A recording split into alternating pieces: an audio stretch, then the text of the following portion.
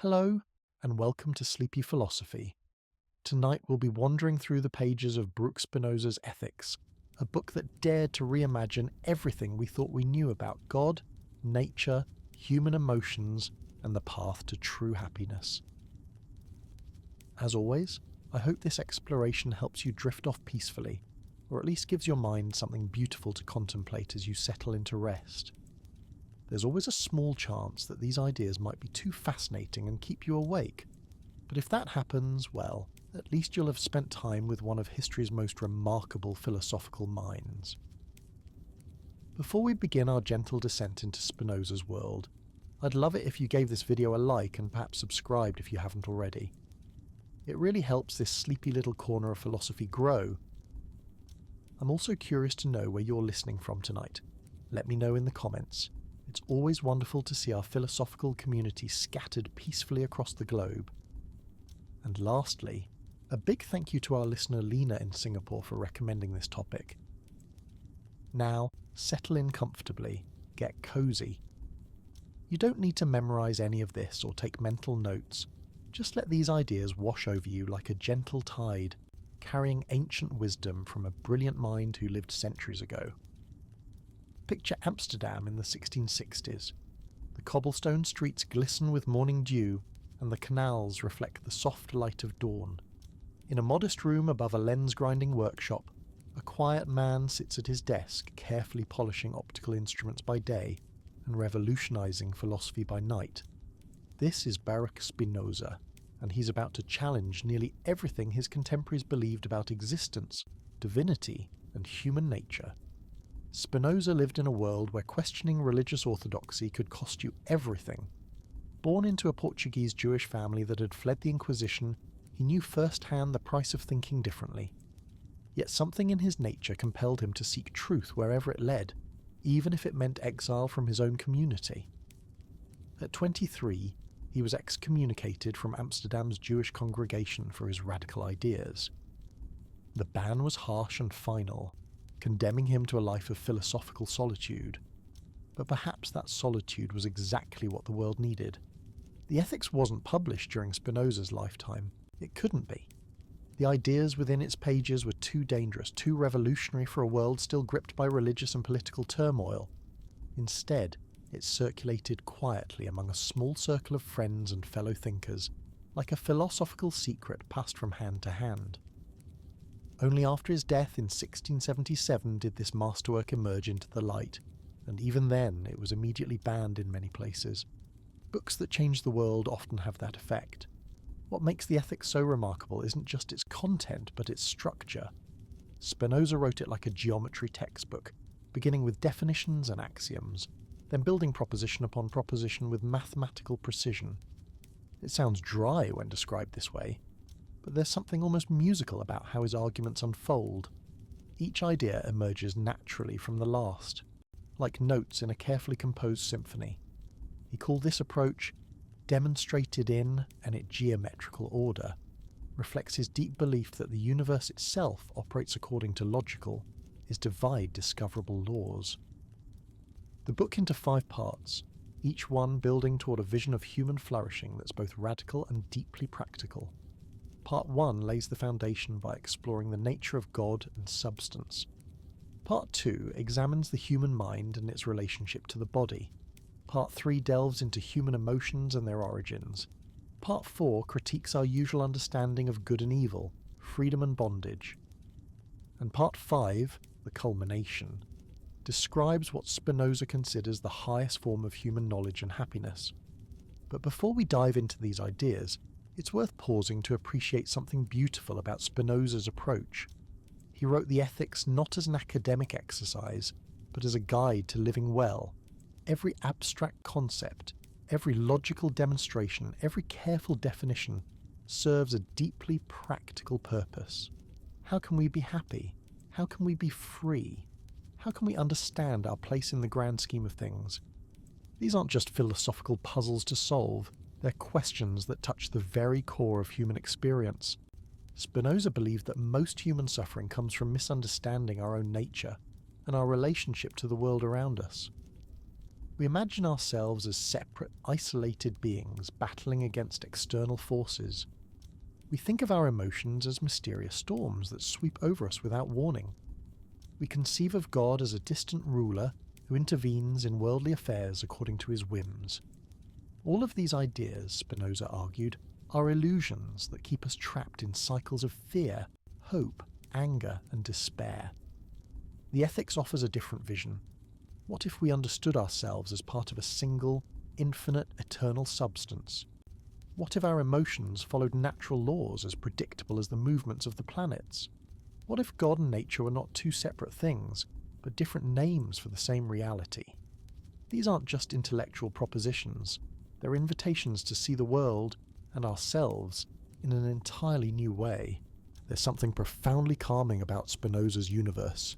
It's a place where everything happens according to necessity, where every event flows naturally from its causes, where even human emotions and desires follow comprehensible patterns. This doesn't mean we're puppets without agency. Rather, it means we can achieve genuine freedom by understanding the forces that shape us and learning to work with them rather than against them. Imagine standing in a garden at twilight, watching the interplay of light and shadow as the sun sets behind the trees. You might notice how each leaf responds to the gentle breeze, how the flowers turn toward the fading light, how even the smallest insects follow their own purposeful patterns. There's nothing random or chaotic about this scene. Everything moves according to its nature, following laws that are both beautiful and comprehensible. For Spinoza, the entire universe is like this garden, and we are not separate from it but part of its grand unfolding order. This perspective can be deeply liberating. When we understand that our emotions arise from specific causes, we can begin to work with them more skillfully. When we recognize that other people's actions flow from their own nature and circumstances, we can respond with greater wisdom and compassion. When we see ourselves as expressions of the same fundamental reality that manifests in stars and stones and singing birds, we begin to feel at home in the world in a way that transcends our usual sense of isolation and anxiety. The Ethics isn't an easy book to read in the traditional sense. Spinoza's geometric method can feel alien to modern readers, accustomed to more conversational philosophical styles. His definitions are precise to the point of seeming abstract. His proofs unfold with relentless logical rigour. But there's a reason he chose this approach. He wanted to demonstrate that philosophical truth could be as certain and reliable as mathematical truth. He wanted to show that questions about God, mind, emotion, and ethics, the same clarity could be answered with and precision that we bring to questions about triangles and circles. This doesn't mean that the ethics is cold or mechanical. Quite the opposite. Spinoza's mathematical method serves a deeply human purpose. By showing that our emotional and spiritual lives follow natural patterns, he opens up possibilities for genuine transformation. We can learn to cultivate joy and diminish sadness. We can develop clearer thinking and more effective action. We can find peace not by escaping the natural world, but by understanding our place within it. The book begins with what might seem like abstract metaphysics, but these foundational ideas have immediate practical implications. When Spinoza argues that everything that exists is a modification of a single infinite substance, he's not just making a theoretical point. He's suggesting that the boundaries we draw between ourselves and the world, between mind and matter, between sacred and secular, are useful fictions rather than fundamental truths. This insight can change how we approach everything from personal relationships to environmental concerns. If we truly understand that we're not separate from nature but expressions of it, how might that shift our sense of responsibility toward the planet? If we recognize that other people are not alien beings but fellow expressions of the same fundamental reality, how might that affect our capacity for empathy and understanding? Spinoza lived these ideas as well as thought them. Despite his excommunication and the constant threat of persecution, he maintained a reputation for extraordinary kindness and equanimity. His friends described him as someone who had achieved an unusual degree of inner peace, not through withdrawal from the world, but through deeper engagement with it. He ground lenses not just to make a living, but because he found genuine joy in the precision and clarity of optical instruments. He studied politics not as a detached observer, but as someone committed to understanding how human communities could flourish. The ethics reflects this integration of theory and practice, thought and life. Every philosophical argument serves the larger goal of human flourishing.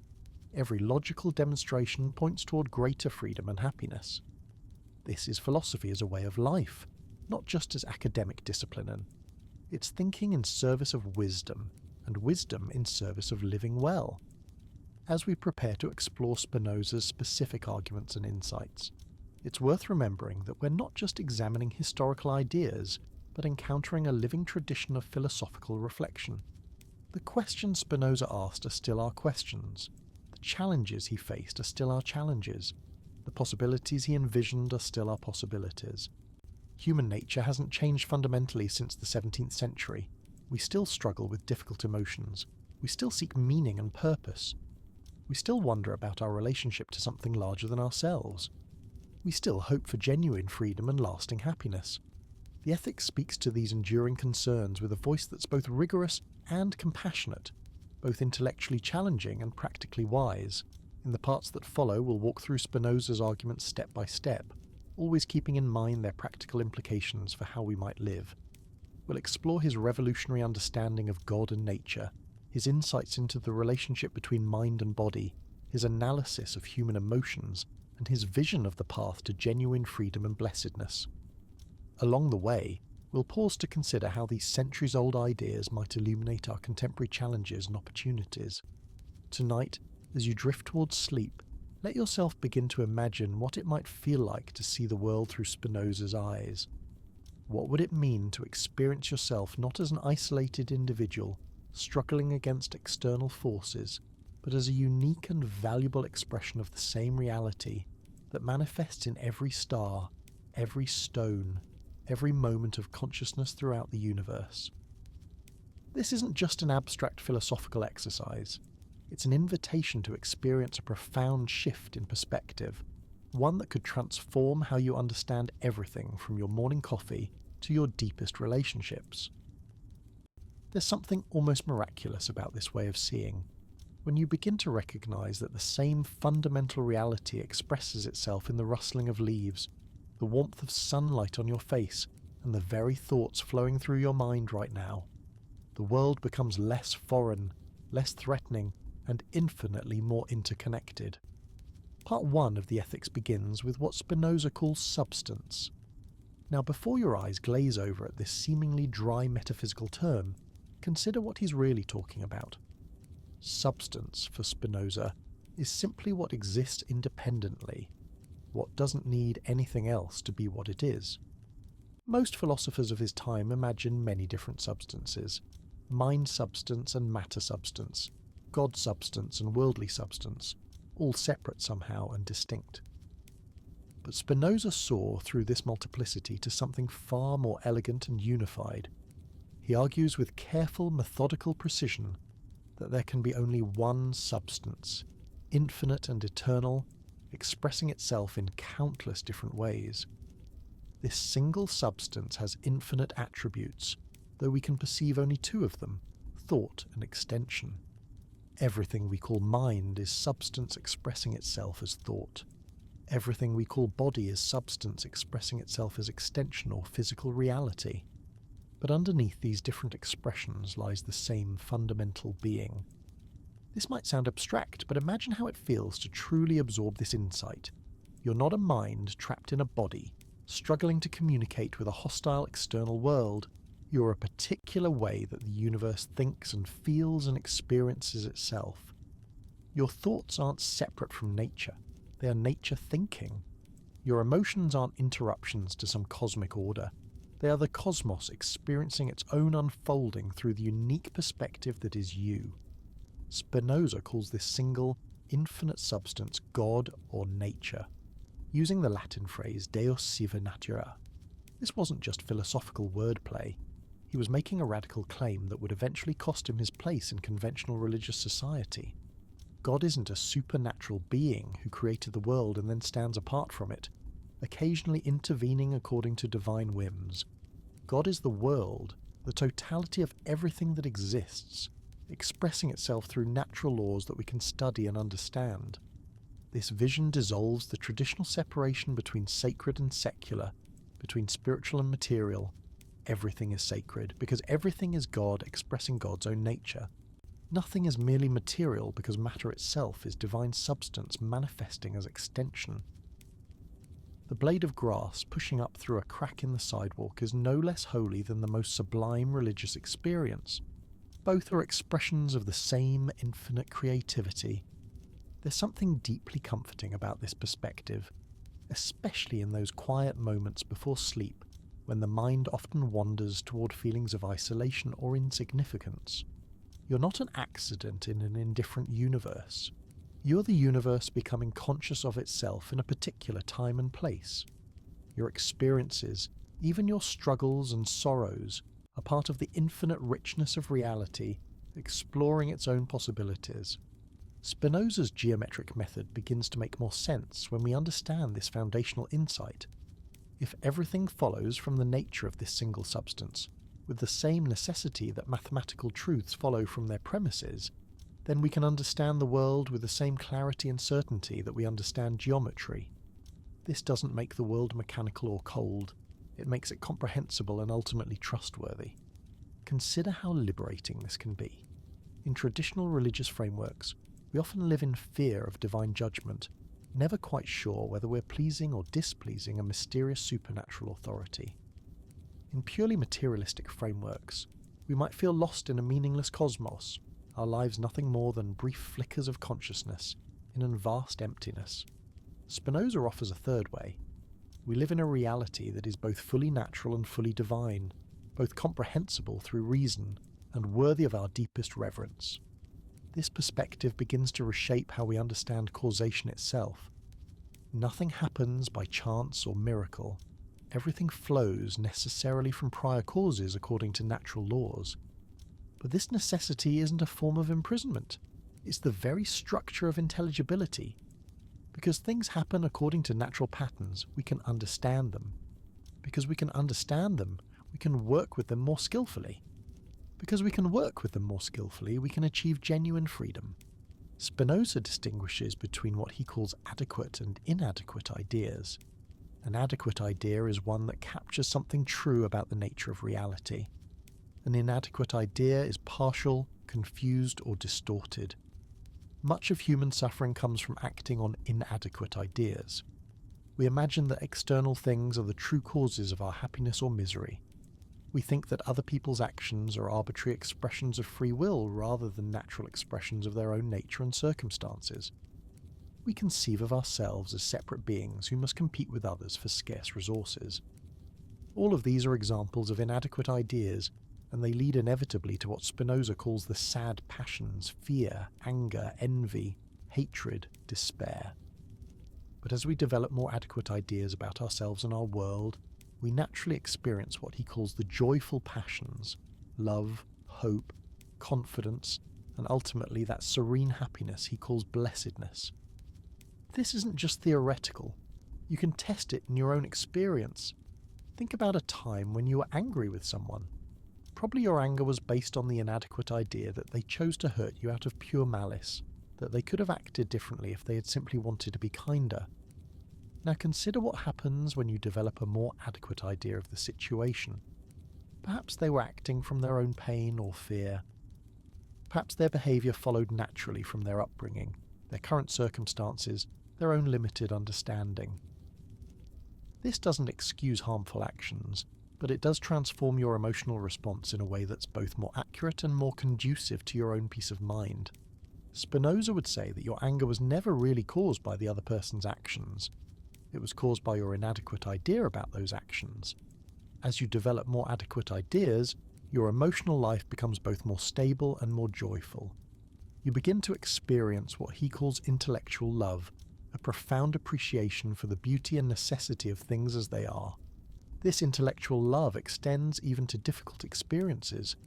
When we understand that our sorrows are natural expressions of our current rouse and struggle state of being, arising necessarily from particular causes, we can respond to reactive suffering. We might then, with greater wisdom and less still work to change circumstances that cause pain. but we do so from a place of understanding rather than frustrated resistance.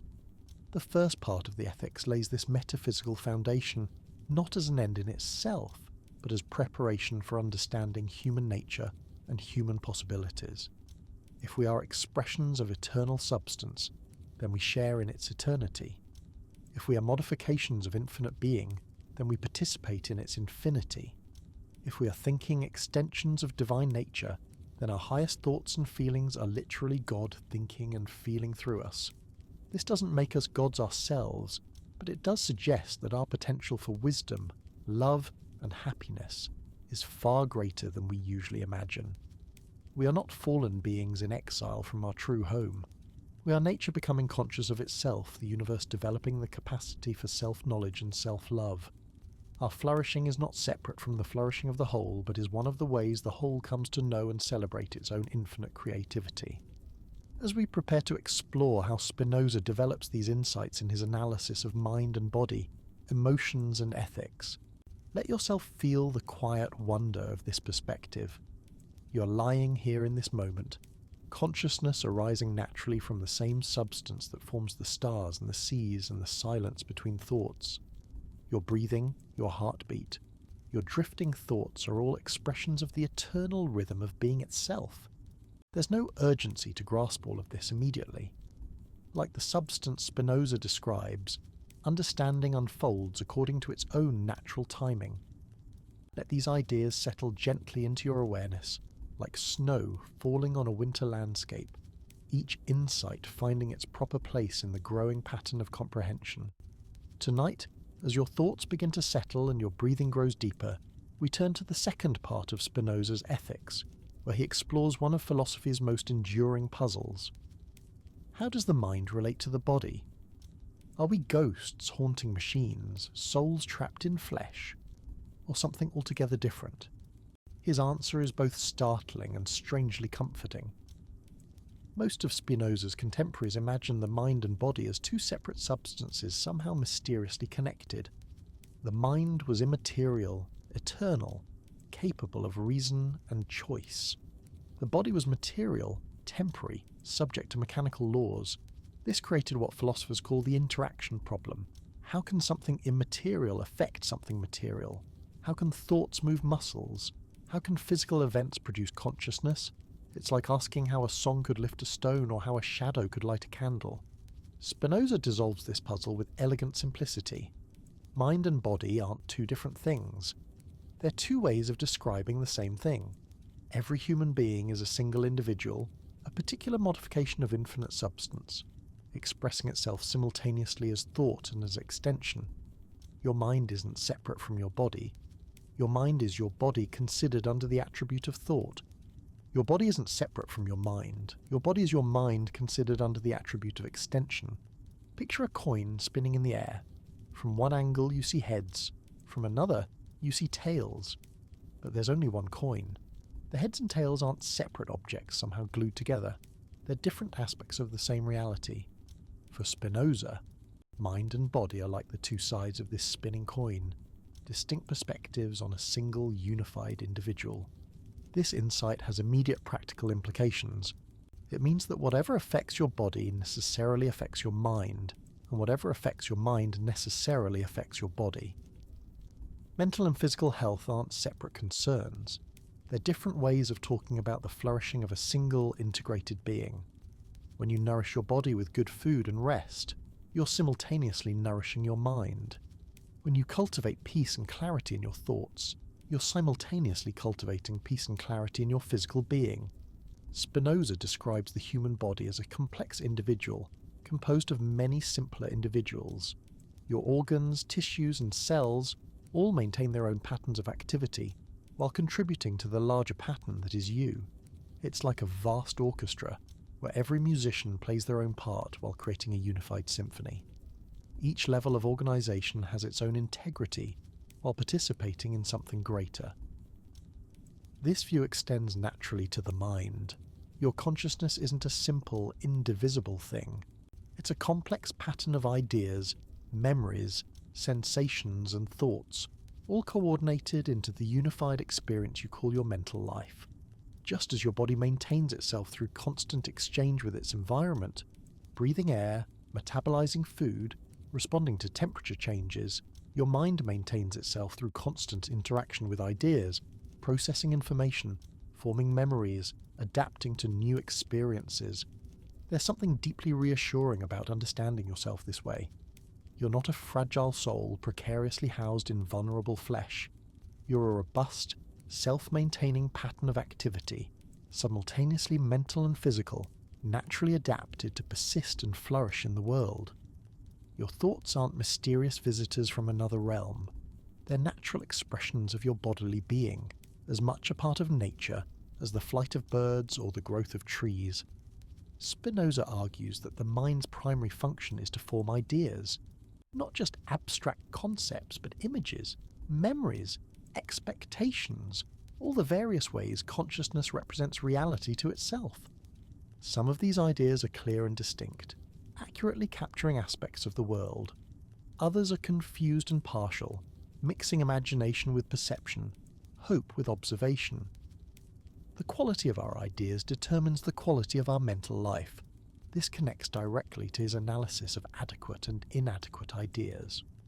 When your mind forms adequate ideas, ideas that truly correspond to the nature of things, you experience what Spinoza calls active effects, emotions that spring from your own power of thinking and understanding. Joy, love, hope, confidence. These arise naturally when the mind operates according to its own nature, forming clear ideas and recognizing truth. But when your mind is filled with inadequate ideas, you experience what he calls passive affects, emotions that seem to happen to you rather than arising from your own activity. Fear, anger, sadness, envy. These typically result from confused understanding, from taking partial truths for the whole picture, from imagining that external things have power over your essential being that they don't actually possess. Consider how this plays out in everyday experience. You're walking down the street and someone doesn't return your greeting. If your mind immediately forms the inadequate idea that they're deliberately snubbing you, that they dislike you, that this reflects something important about your worth as a person, you'll likely feel hurt or angry.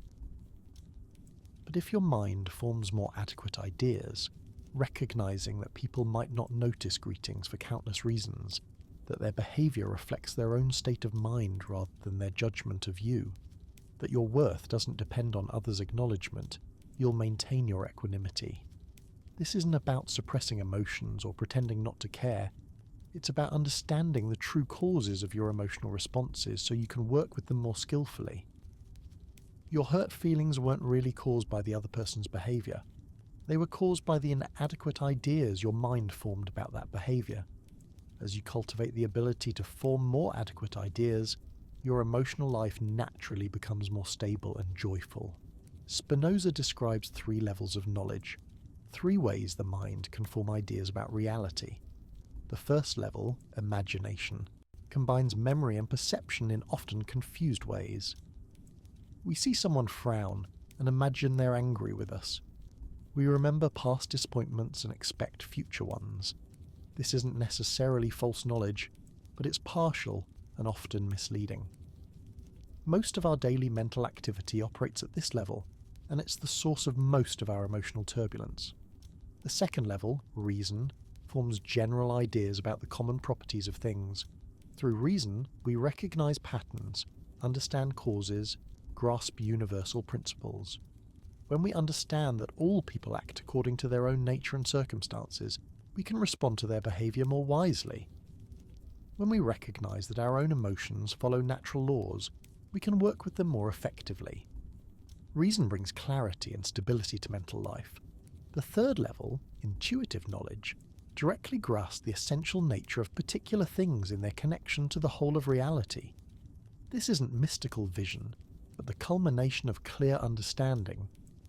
When we truly comprehend how individual things express the nature of infinite substance, we experience what Spinoza calls intellectual love, a profound appreciation for the necessity and beauty of existence itself.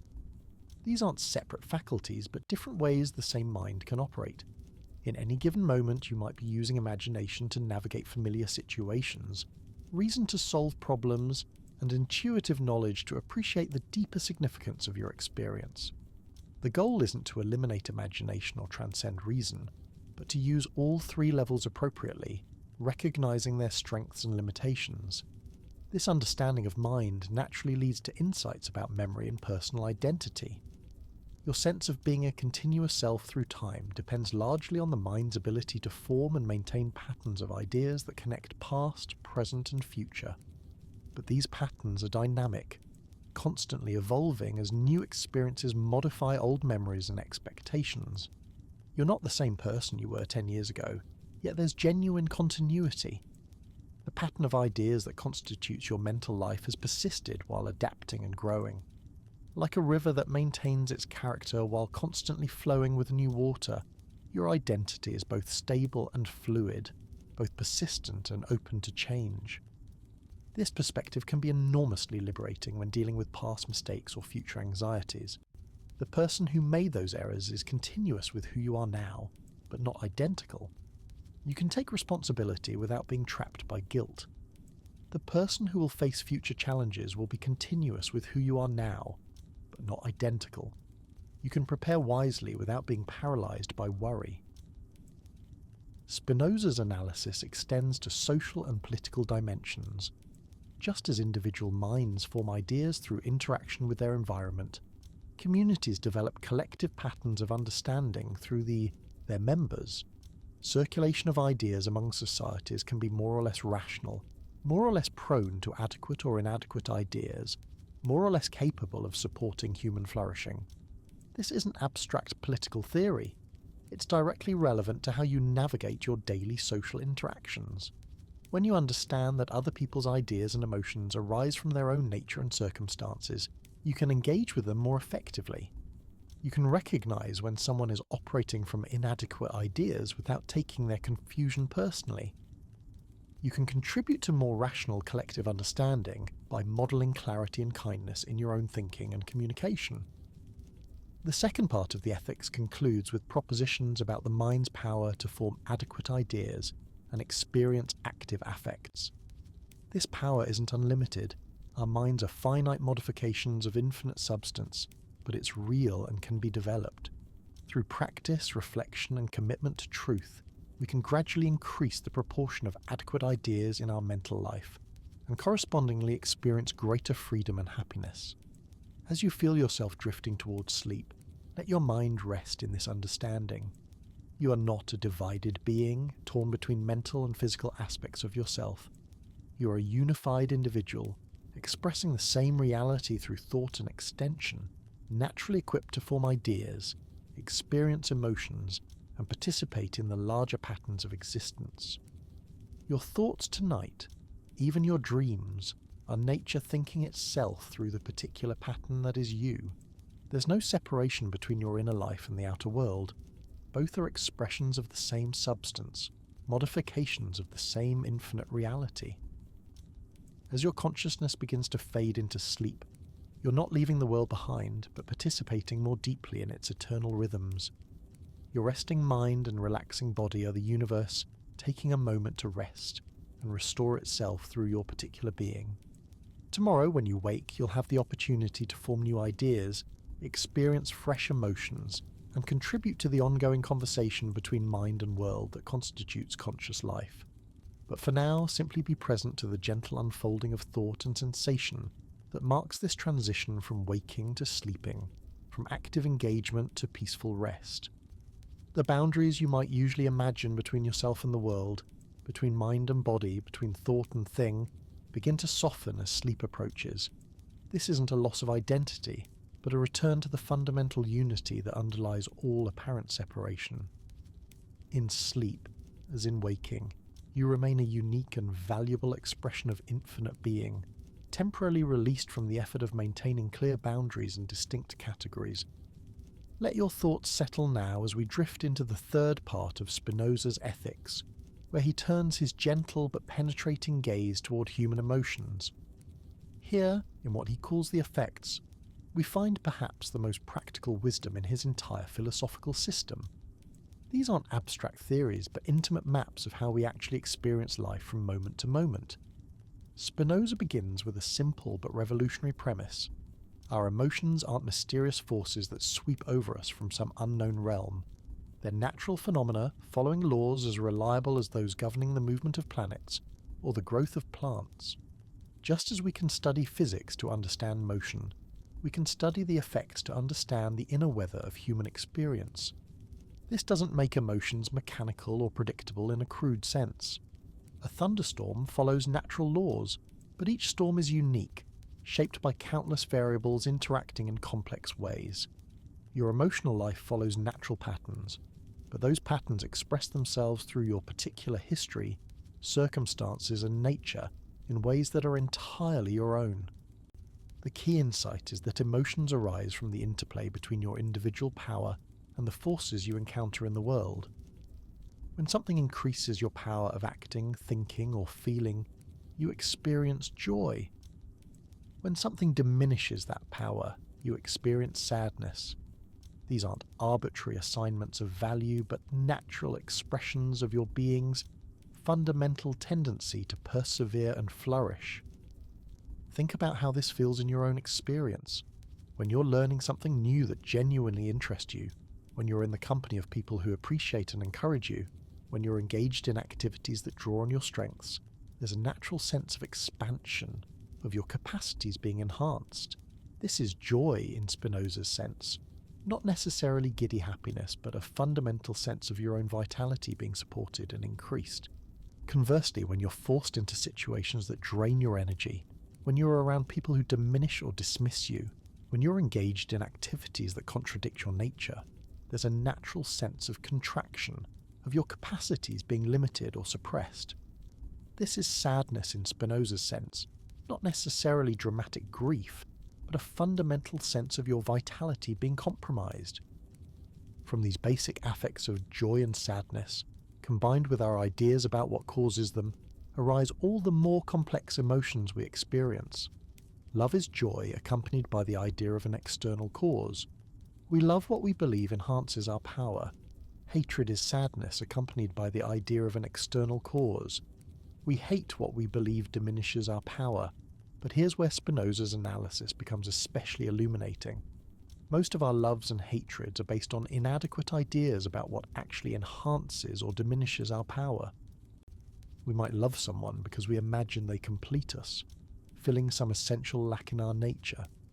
But this creates a dependent, anxious form of love, always threatened by the possibility of loss. Or we might hate someone because we imagine they're deliberately trying to harm us, when their actions might actually spring from their own pain or confusion. As we develop more adequate ideas about the true sources of our power and joy, our emotional life naturally becomes more stable and rational. We begin to love what genuinely supports our flourishing, rather than what merely feeds our fantasies or fears.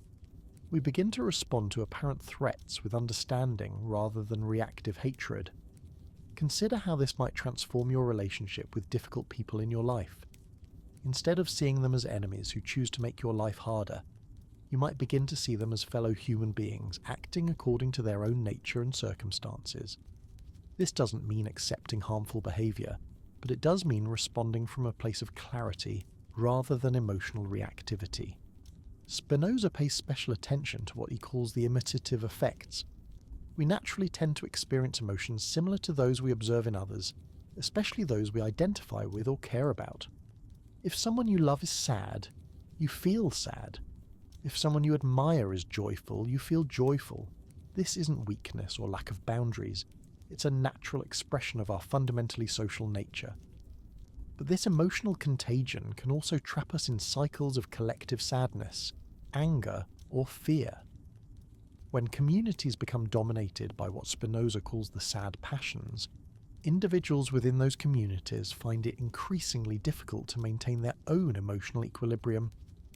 The effects spread like ripples in a pond, creating patterns that can persist long after their original causes have disappeared. Understanding this dynamic can help you navigate social situations more skillfully. You can recognize when you're being influenced by others' emotional states without being overwhelmed by them. You can choose consciously to contribute more joyful effects to your social environment, rather than simply mirroring whatever emotions happen to be prevalent. Spinoza also analyses what he calls fluctuation of mind, those times when we experience conflicting emotions about the same object. You might simultaneously love and resent someone who's important to you. You might feel both attracted to and afraid of new opportunities. Rather than seeing these as signs of confusion or weakness, Spinoza suggests they're natural results of our complex nature and circumstances. The goal isn't to eliminate such fluctuations, but to understand them more clearly. Often they arise because different aspects of a situation genuinely do enhance and diminish our power in different ways. A challenging job might genuinely offer opportunities for growth, while also creating stress and fatigue. A close relationship might genuinely provide support and intimacy, while also requiring compromise and vulnerability. When we understand the true sources of our conflicted feelings, we can make more conscious choices about how to respond. We might decide that the growth opportunities outweigh the stress, or that the intimacy outweighs the vulnerability, or we might look for ways to modify situations so they support our flourishing more consistently. One of Spinoza's most practical insights concerns the relationship between imagination and emotion. Many of our strongest effects are triggered not by present realities, but by memories of the past or anticipations of the future. We feel guilty about past mistakes or anxious about future challenges, even when there's nothing in the present moment that threatens our well-being. This isn't a flaw in human psychology, but a natural result of our capacity to form ideas about things that aren't immediately present. The same mental ability that allows us to plan for the future and learn from experience also makes us vulnerable to being emotionally hijacked by imaginary scenarios. The solution isn't to stop imagining, but to develop greater awareness of when our emotions are responding to present realities versus mental constructions. When you notice anxiety arising, you might ask yourself whether you're responding to something happening now or something you're imagining might happen. When you feel angry, you might check whether you're responding to someone's actual behaviour or to stories you're telling yourself about their intentions. This kind of emotional self-awareness doesn't eliminate difficult feelings, but it does give you more choice about how to work with them. You might still feel anxious about future challenges, but you can recognise that anxiety is a response to imagination rather than immediate danger. This recognition reduces the intensity of the emotion, often, and itself, increases your capacity to respond wisely. Spinoza discusses what he calls the strength of effects, the degree to which emotions influence our thoughts and actions. Some effects are relatively weak, colouring our experience without significantly altering our behaviour strong. Others are so they seem to overwhelm our capacity for rational thought and choice. The strength of an effect depends partly on the vividness of the ideas that accompany it, and partly on our own internal state. When we're tired, stressed, or isolated, we're more vulnerable to being overwhelmed by strong emotions. When we're rested, clear, and connected to sources of support, we can experience intense feelings without losing our capacity for thoughtful response. This suggests practical strategies for emotional regulation. Rather than trying to control emotions directly, we can work with the conditions that influence their strength and duration. Regular sleep, nourishing food, physical exercise, and meaningful social connection all support our capacity to experience emotions without being overwhelmed by them. We can also cultivate what Spinoza calls active effects, emotions that spring from our own power of understanding rather than from external circumstances. The joy of learning something new, the satisfaction of helping someone in need, the peace that comes from accepting what cannot be changed. These arise from our own activity rather than from things happening to us. As you prepare for sleep, let yourself feel the natural rhythm of your emotional life. Notice how different feelings arise and pass away, like weather patterns moving across the landscape of consciousness. There's no need to cling to pleasant emotions or push away difficult ones. Both are natural expressions of your engagement with life, your mind's way of registering how different experiences affect your power and well-being. Tonight, as your thoughts begin to settle and your body relaxes, you might notice emotions from the day beginning to process themselves. Perhaps there's some residual anxiety about tomorrow's responsibilities, or gratitude for a kind word someone offered, or simply it through another day. All the quiet satisfaction of having made of these are natural. All of them are expressions of your vitality responding to the world around you. Spinoza would remind us that even difficult emotions serve a purpose. They signal when something in our environment is challenging our well-being, just as physical pain signals when something is threatening our bodily health.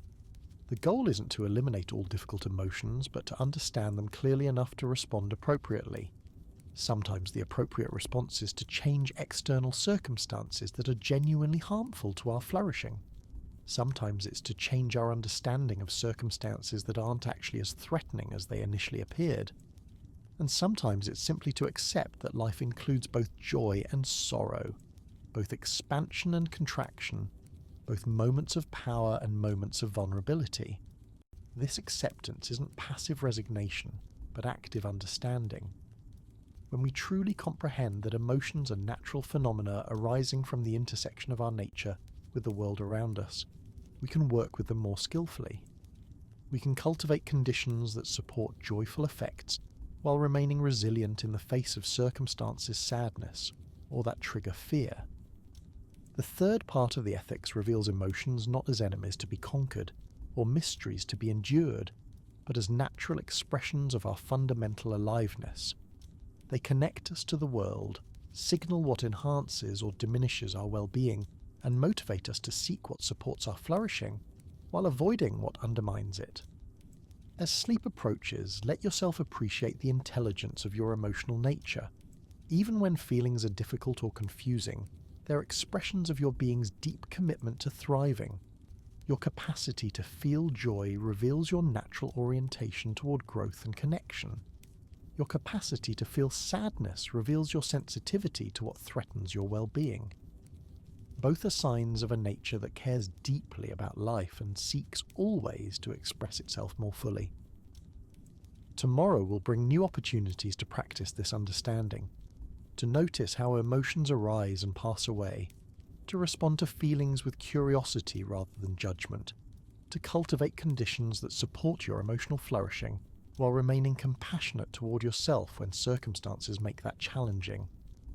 But for now, simply rest in the natural ebb and flow of feeling, the gentle tide of emotion that connects you to everything you encounter. Let your breathing slow and your thoughts soften, trusting that your emotional nature, like everything else about you, is a perfect expression of the infinite creativity through every that manifests itself human life. In the quiet space between waking and sleeping, between thought and dream, let yourself feel held by the same natural forces that govern the movement. Your emotions, of stars and the growth of flowers, your thoughts, your very presence here are all part of the grand unfolding of existence, exploring itself through countless unique perspectives. There's nothing you need to fix or improve about your emotional life tonight. There's only the invitation to rest in understanding, to let these insights about the nature of feeling settle gently into your awareness like seeds planted in fertile soil, ready to grow in their own time according to their own natural rhythms. Sleep settles around us like a gentle mist as we drift into the fourth part of Spinoza's Ethics, where he turns his attention to what most people call good and evil, virtue and vice, freedom and slavery. But true to his nature, Spinoza approaches these familiar concepts with fresh eyes, revealing them to be far more nuanced and hopeful than we might expect. He begins with a startling claim that might initially seem cold or unsettling. In the absolute sense, nothing in nature is good or evil. A storm isn't evil when as crops it destro, nor is sunshine good when it helps them grow. Both are simply natural phenomena expressing their own essence according to the laws that govern them. The storm and the sunshine are equally perfect expressions of nature's power, equally necessary parts of the vast web of causes and effects that constitutes reality. But this doesn't mean that good and evil are meaningless concepts or that all actions are equally valuable. Rather, Spinoza suggests that good and evil are relational terms. Something is good for us when it enhances our power of acting, thinking, and feeling. Something is evil for us when it diminishes that power. The key insight is that these evaluations are always made from a particular perspective, in relation to a particular nature and set of circumstances. Think about how this plays out in your own life. Coffee might be good for you if it helps you feel alert and focused, but evil if it makes you anxious and sleepless. Solitude might be good when you need time for reflection and restoration, but harmful when it becomes isolation that cuts you off from nourishing connections. The same activity, relationship, or circumstance can be beneficial or detrimental depending on your nature, your current state, and your larger goals. This perspective immediately dissolves much of the moral anxiety that plagues human life. You don't need to worry about violating some cosmic law or offending some divine authority. You need to understand your own nature clearly enough to recognize what genuinely supports your flourishing and what undermines it. This is both more demanding and more liberating than following external rules. More demanding because it requires ongoing attention and discernment. More liberating because it frees you from guilt about desires and inclinations that might not fit conventional moral categories, but are expressions of your authentic nature. Spinoza describes human beings as naturally driven by what he calls conatus, the effort by which each thing endeavours to persist in its being. This isn't conscious striving, but the fundamental tendency of every individual to maintain and enhance their existence. Plants grow toward light not because they choose to, but because growing toward light is what it means to be a plant. Similarly, you seek knowledge, connection, beauty, and meaning, not because you've decided these are good, but because seeking them is part of what it means to be human. But here's where things become more subtle. Human beings are complex creatures with many different aspects to their nature. We have bodily needs for nourishment, rest, and physical activity. We have social needs for connection, recognition, and belonging. We have intellectual needs for understanding and meaning. We have creative needs for expression and beauty. Sometimes these different aspects of our nature come into conflict, and we must choose which impulses to follow and which to moderate. Spinoza calls someone free who is guided primarily by reason rather than by passion. This doesn't mean suppressing emotions or living a purely intellectual life. Rather, it means understanding your emotions clearly enough to choose how to respond to them. When you feel angry, you can ask yourself whether that anger is based on adequate or inadequate ideas about the situation. When you feel attracted to something, you can consider whether pursuing it would genuinely enhance your long-term flourishing, or merely provide temporary pleasure at the cost of more important goods. The person who lives this way experiences what Spinoza calls active effects rather than passive ones. Instead of being pushed around by circumstances and other people's actions, they respond from their own understanding and values. Instead of seeking happiness by trying to control external conditions, they find it by developing their own capacities for wisdom, love, and creative expression. This kind of freedom isn't achieved overnight or once and for all. It's a gradual process of learning to recognize the difference between desires that spring from your authentic nature and those that arise from confusion, social pressure, or unexamined habit. It requires developing the patience to pause between an action, the courage to act according to your deeper understanding, even when it conflicts with immediate impulses, and the wisdom to distinguish between what you can and cannot change. Spinoza offers practical guidance for this process. He suggests that we can weaken the power of destructive emotions by forming clear ideas about their causes, by actively cultivating contrary emotions, and by connecting our individual desires to larger purposes that transcend immediate self-interest. When you understand that someone's harsh words spring from their own pain rather than from your inadequacy, the hurt feelings naturally begin to dissolve. When you deliberately focus on what you're grateful for, anxiety about what you lack loses some of its grip. When you see your daily work as contributing to something meaningful beyond your personal advancement, even tedious tasks can become expressions of your deeper values. The fourth part of the ethics also explores the social dimensions of human flourishing. Spinoza argues that we are naturally social creatures who achieve our highest potential through cooperation rather than competition. This isn't just a nice sentiment, but a practical observation about human nature. Our capacity for language, learning, and complex reasoning develops through interaction with others. Our emotional life is enriched by friendship and love. Our individual projects are enhanced when they contribute to collective goods. But social life also presents challenges. Other people have their own desires and needs, which sometimes conflict with ours. Groups can be dominated by collective passions that override individual reason. Social institutions can become rigid systems that serve their own perpetuation rather than human flourishing. The art of living well involves learning to participate in social life in ways that enhance both individual and collective well-being. Spinoza suggests that this happens most naturally when people are guided by reason rather than passion. Rational people recognize that their own long-term interests are best served by arrangements that support others' flourishing as well. They understand that living in a community of fearful, angry, or despairing people inevitably compromises their own peace and happiness. They therefore have strong incentives to contribute to social conditions that promote wisdom, compassion, and joy. This vision of rational cooperation isn't naive about human nature or social dynamics. Spinoza recognizes that people often act from inadequate ideas and destructive passions. He acknowledges that social institutions can become corrupt, and that even well-intentioned communities can make serious mistakes. But he maintains that our best hope for both individual and collective flourishing lies in the gradual cultivation of more adequate understanding and more rational social arrangements. Consider how this applies to your own relationships and social participation. When you're dealing with conflict, you can ask yourself whether you're responding from clear understanding or from reactive emotion. When you're making decisions that affect others, you can consider whether your choices enhance or diminish the collective capacity for wisdom and happiness. When you're participating in larger social and political processes, you can look for ways to contribute to more rational and compassionate outcomes, rather than simply advancing your immediate interests.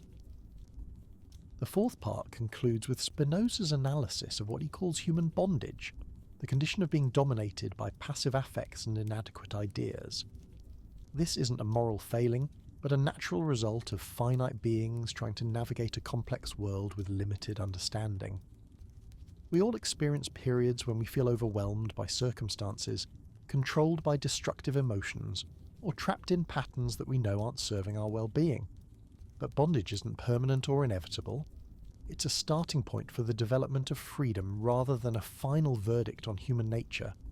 Every moment offers new opportunities to form more adequate ideas, to respond from understanding rather than reactive emotion, and to align our actions more closely with our deepest values and their aspirations.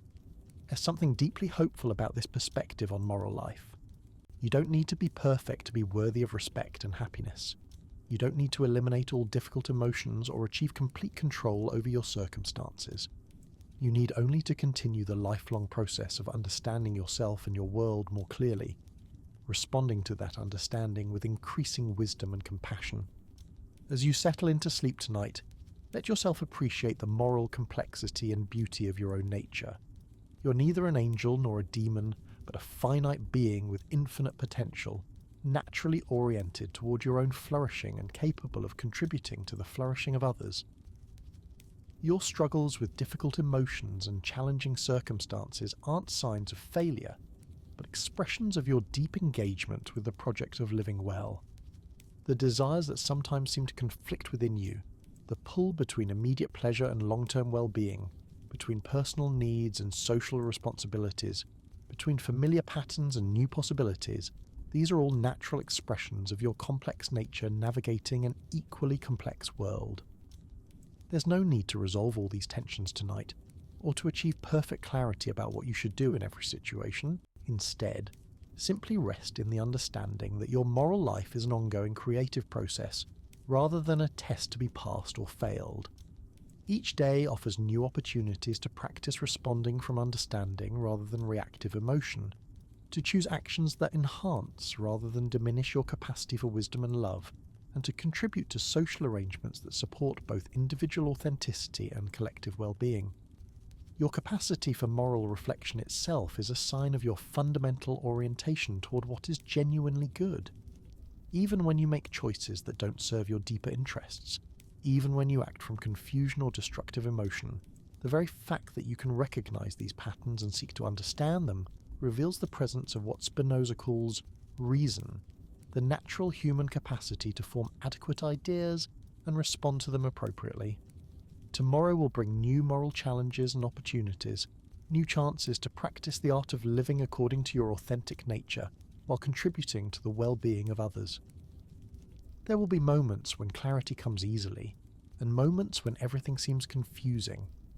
There will be situations where the right choice is obvious, and others where every option involves genuine trade-offs. All of this is part of the rich complexity of a moral life as Spinoza understood it. But tonight, as your thoughts begin to drift and your body relaxes into rest, let yourself feel held by the natural moral order that Spinoza describes. You're not struggling against hostile forces or trying to impose artificial standards on a chaotic world. You're participating in the natural unfolding of intelligence and compassion through human life, contributing your own unique perspective to the ongoing conversation between individual nature and social possibility. In the gentle space between waking and sleeping, between thought and dream, rest in the knowledge that your moral struggles and aspirations are expressions of the same creative force that moves through all of nature, your desire to live well, to understand clearly, to love wisely, and to contribute meaningfully are not burdens you must carry, but gifts you naturally offer to the world. There's no urgency to solve all moral puzzles or achieve perfect virtue. There's only the invitation to continue the patient, lifelong work of understanding yourself and your world more clearly, one day at a time, one choice at a time, one moment of awareness at a time.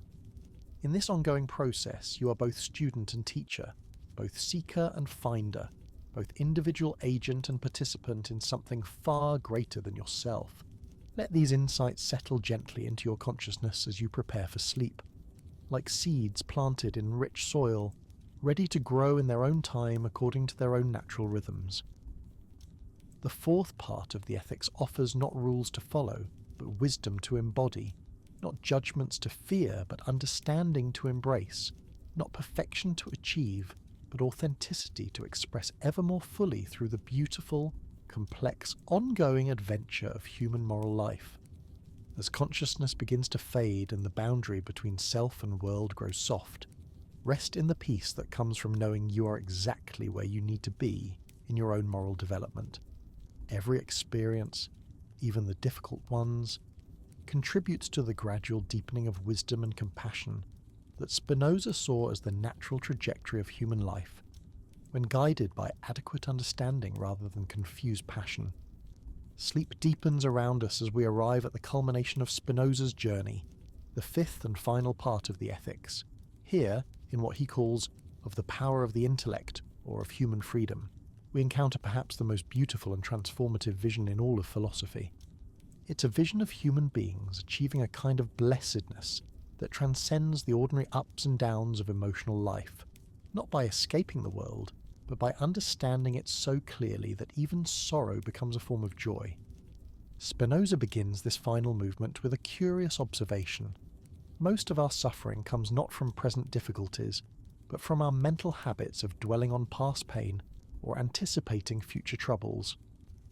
We replay arguments from years ago, imagining what we should have said. We worry about scenarios that may never unfold, creating elaborate mental dramas that drain our energy and cloud our judgment.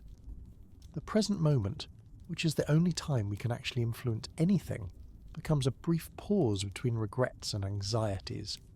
But what if we could learn to inhabit the present more fully? Not by forcing ourselves to stop thinking about past and future, but by developing forms of understanding that naturally draw our attention to what's immediately real and available. This is where Spinoza's analysis of the three kinds of knowledge becomes intensely practical. The first kind, imagination, is where most of our mental suffering occurs. We imagine that our worth depends on others' opinions. We imagine that our happiness requires specific external conditions. We imagine that other people's actions are primarily about us, rather than expressions of their own nature and circumstances. These imaginations aren't necessarily false, but they're partial and often misleading. They create a world of psychological drama that exists largely in our own minds. The second kind, rational knowledge, begins to free us from these mental traps. When we understand that people's behaviour follows from their character and situation, rather than from mysterious free will, we can respond more skillfully to difficult interactions. When we recognise that our emotions arise from our ideas about events, rather than from the events themselves, we can work with those ideas more consciously.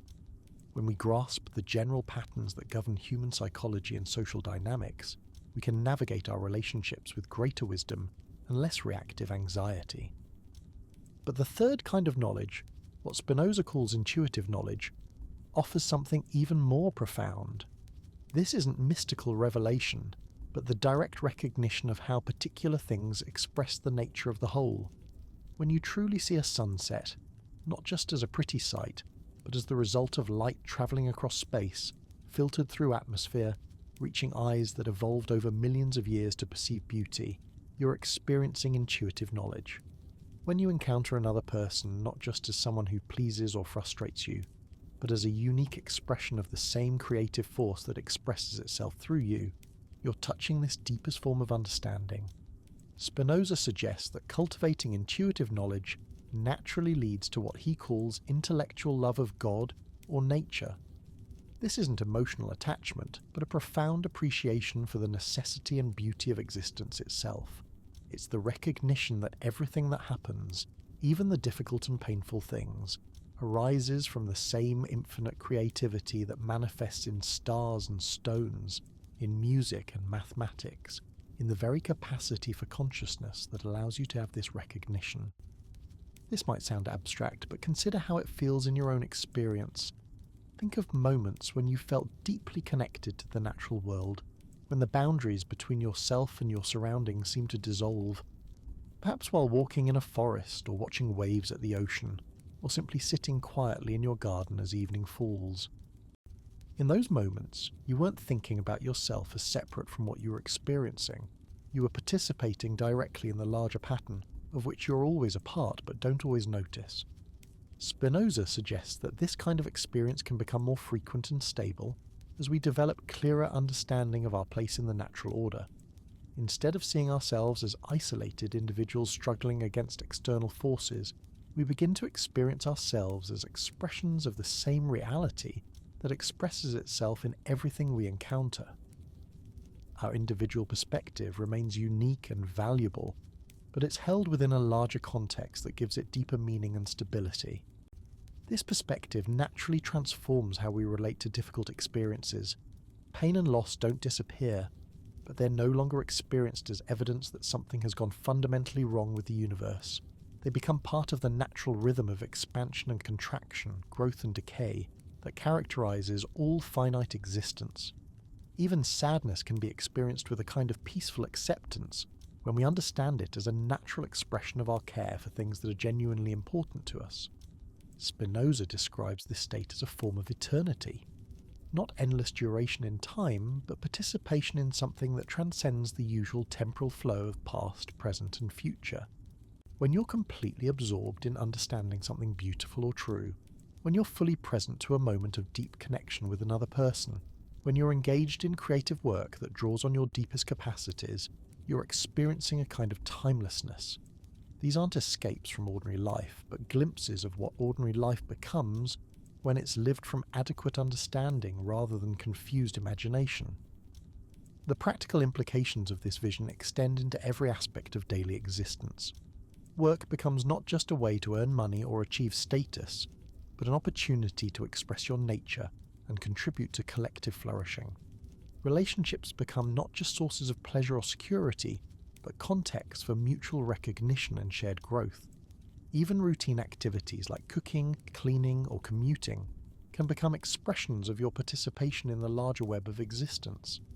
This doesn't mean that everything becomes equally easy or pleasant. Spinoza never suggests that adequate understanding eliminates all difficulty or conflict. But it does mean that difficulties are met with greater resilience and wisdom. When you understand that your struggles are part of the natural process by which finite beings learn and grow, they become less overwhelming and more workable. Consider how this might apply to some persistent challenge in your own life. Perhaps you're dealing with a difficult relationship, a health issue, a professional setback, or simply the ongoing complexity of trying to live according to your values in a world that doesn't always support them. From the perspective of imagination, these challenges might seem like evidence of your inadequacy or proof that life is fundamentally unfair. From the perspective of rational knowledge, They become problems to be understood and addressed as skillfully as possible. But from the perspective of intuitive knowledge, they become part of the very process by which existence explores its own possibilities through your particular life. This shift in perspective doesn't solve practical problems automatically, but it does change the quality of your engagement with them. Instead of fighting against your circumstances or feeling victimized by them, you can work with them as expressions of the same natural forces that work through you. Instead of seeking happiness by trying to eliminate all difficulty, you can find meaning and even joy in the process of meeting challenges with increasing wisdom and grace. Spinoza's vision of human blessedness isn't otherworldly or escapist. It's deeply engaged with the realities of finite existence, while being rooted in understanding of our connection to something infinite and eternal. The blessed person doesn't transcend human nature but expresses it most fully. They don't escape the world but participate in it more consciously and skillfully. This blessedness isn't reserved for philosophers or saints. It's the natural development of any mind that persistently seeks adequate understanding of itself and its world. It emerges gradually through the practice of forming clearer ideas, responding to emotions with greater wisdom, and recognizing the deeper patterns that connect individual experience to the larger whole.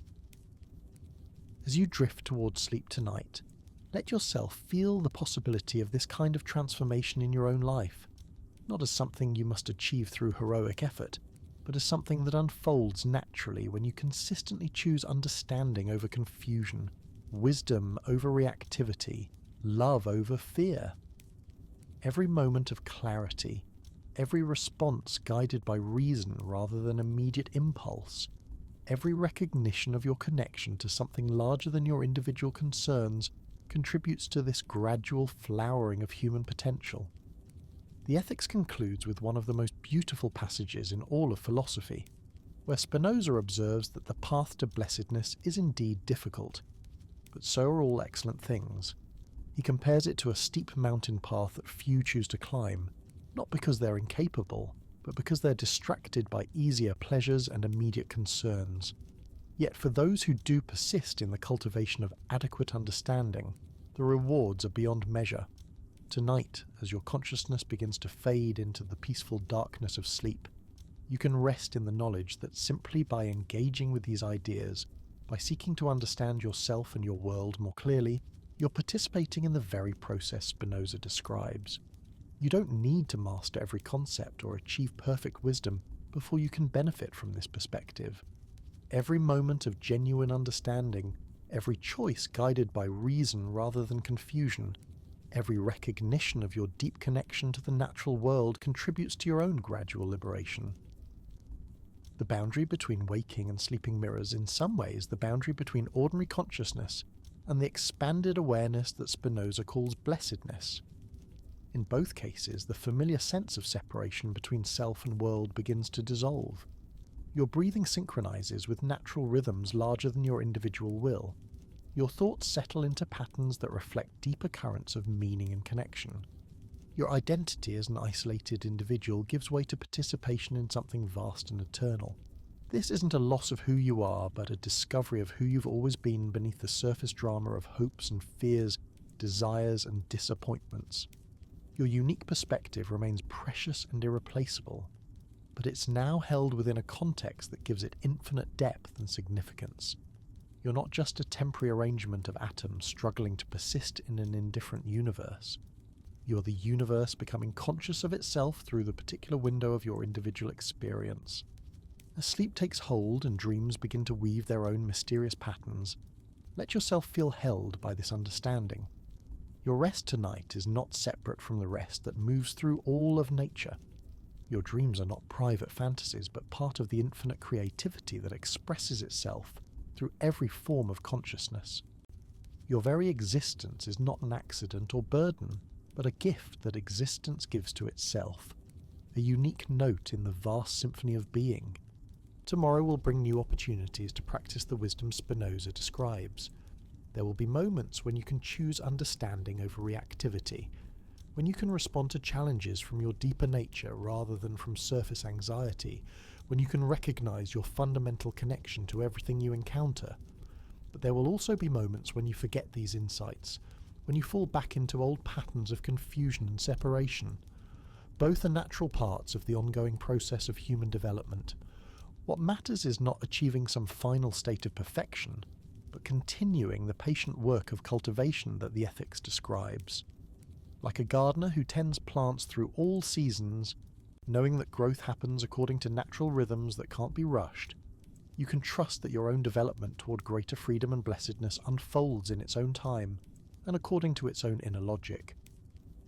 The seeds of understanding planted tonight through our exploration of Spinoza's masterwork will continue to grow in the fertile darkness of sleep and dream. They'll manifest in tomorrow's choices, in next week's responses to challenge, in the gradual deepening of wisdom and compassion that marks a life lived in conscious participation with the creative forces of existence itself.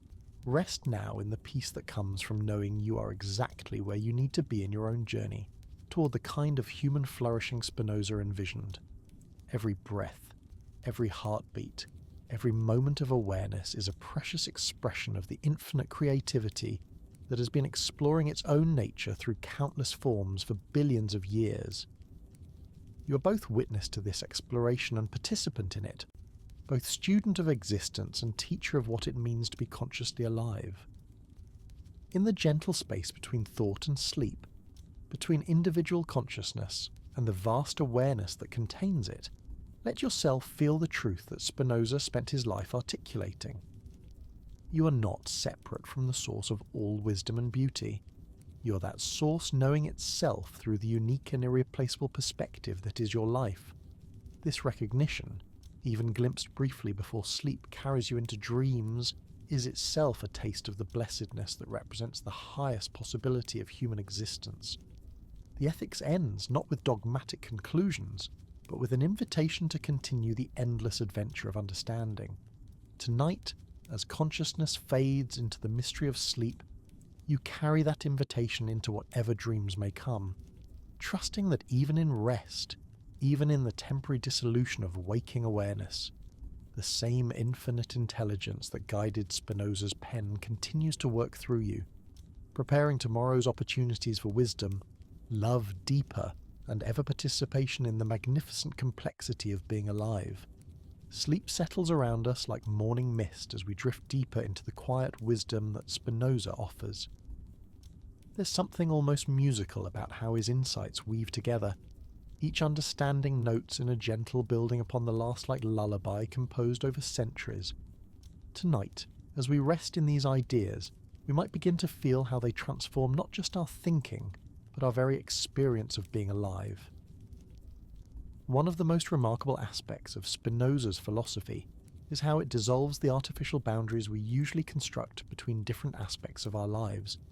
We often imagine that our spiritual development is separate from our emotional health, that our intellectual growth has nothing to do with our physical well-being, that our personal happiness is disconnected from our relationships with others and the natural world.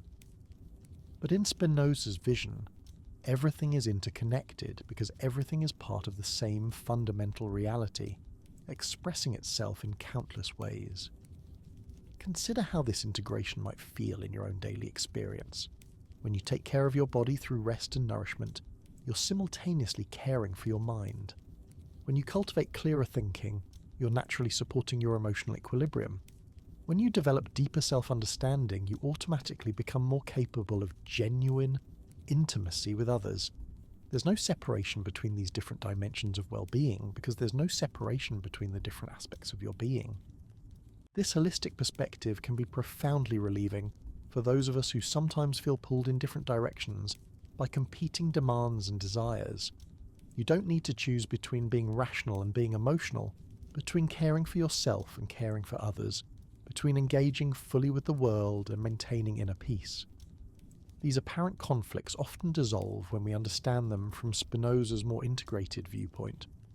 The practice of what he calls intellectual love becomes a way of living that encompasses every moment and every relationship. When you're washing dishes, you can experience the warm water and smooth porcelain as expressions of the same creative force that expresses itself through your hands and your awareness. When you're listening to a friend share their troubles, You can recognize their pain as part of the same natural process of growth and learning that operates in your own life, your own challenges you can meet. When you're facing them as opportunities to deepen your understanding, rather than as evidence that something has gone wrong. This doesn't mean that everything becomes equally pleasant or that all experiences feel the same. Spinoza never suggests that adequate understanding eliminates the natural preferences and responses that make us human. You'll still enjoy some things more than others. You'll still feel sad when you lose something precious or anxious when facing uncertainty. But these natural human responses occur within a larger context of acceptance and understanding that prevents them from overwhelming your basic sense of well-being. There's a beautiful passage in the Ethics where Spinoza writes about the mind's power to arrange and connect its ideas. He suggests that we can learn to associate our memories and experiences in ways that strengthen rather than weaken us. Instead of dwelling on past failures in ways that diminish our confidence, we can remember them as part of the learning process that brought us to our current wisdom. Instead of anticipating future challenges with dread, we can approach them as opportunities to express the understanding and resilience we've developed. This isn't positive thinking in the superficial sense of denying difficulties or pretending that problems don't exist. It's a more fundamental shift in how we understand the nature of problems themselves. When we truly grasp that challenges are natural expressions of the dynamic process by which finite beings encounter the infinite complexity of existence, they become workable rather than overwhelming. We can engage with them skillfully rather than reactively. Think about some ongoing challenge in your own life. Perhaps a relationship that requires patience and understanding, a health issue that demands careful attention, or a professional situation that calls for sustained effort and creativity. From the perspective of imagination, these situations might seem like obstacles preventing you from being happy.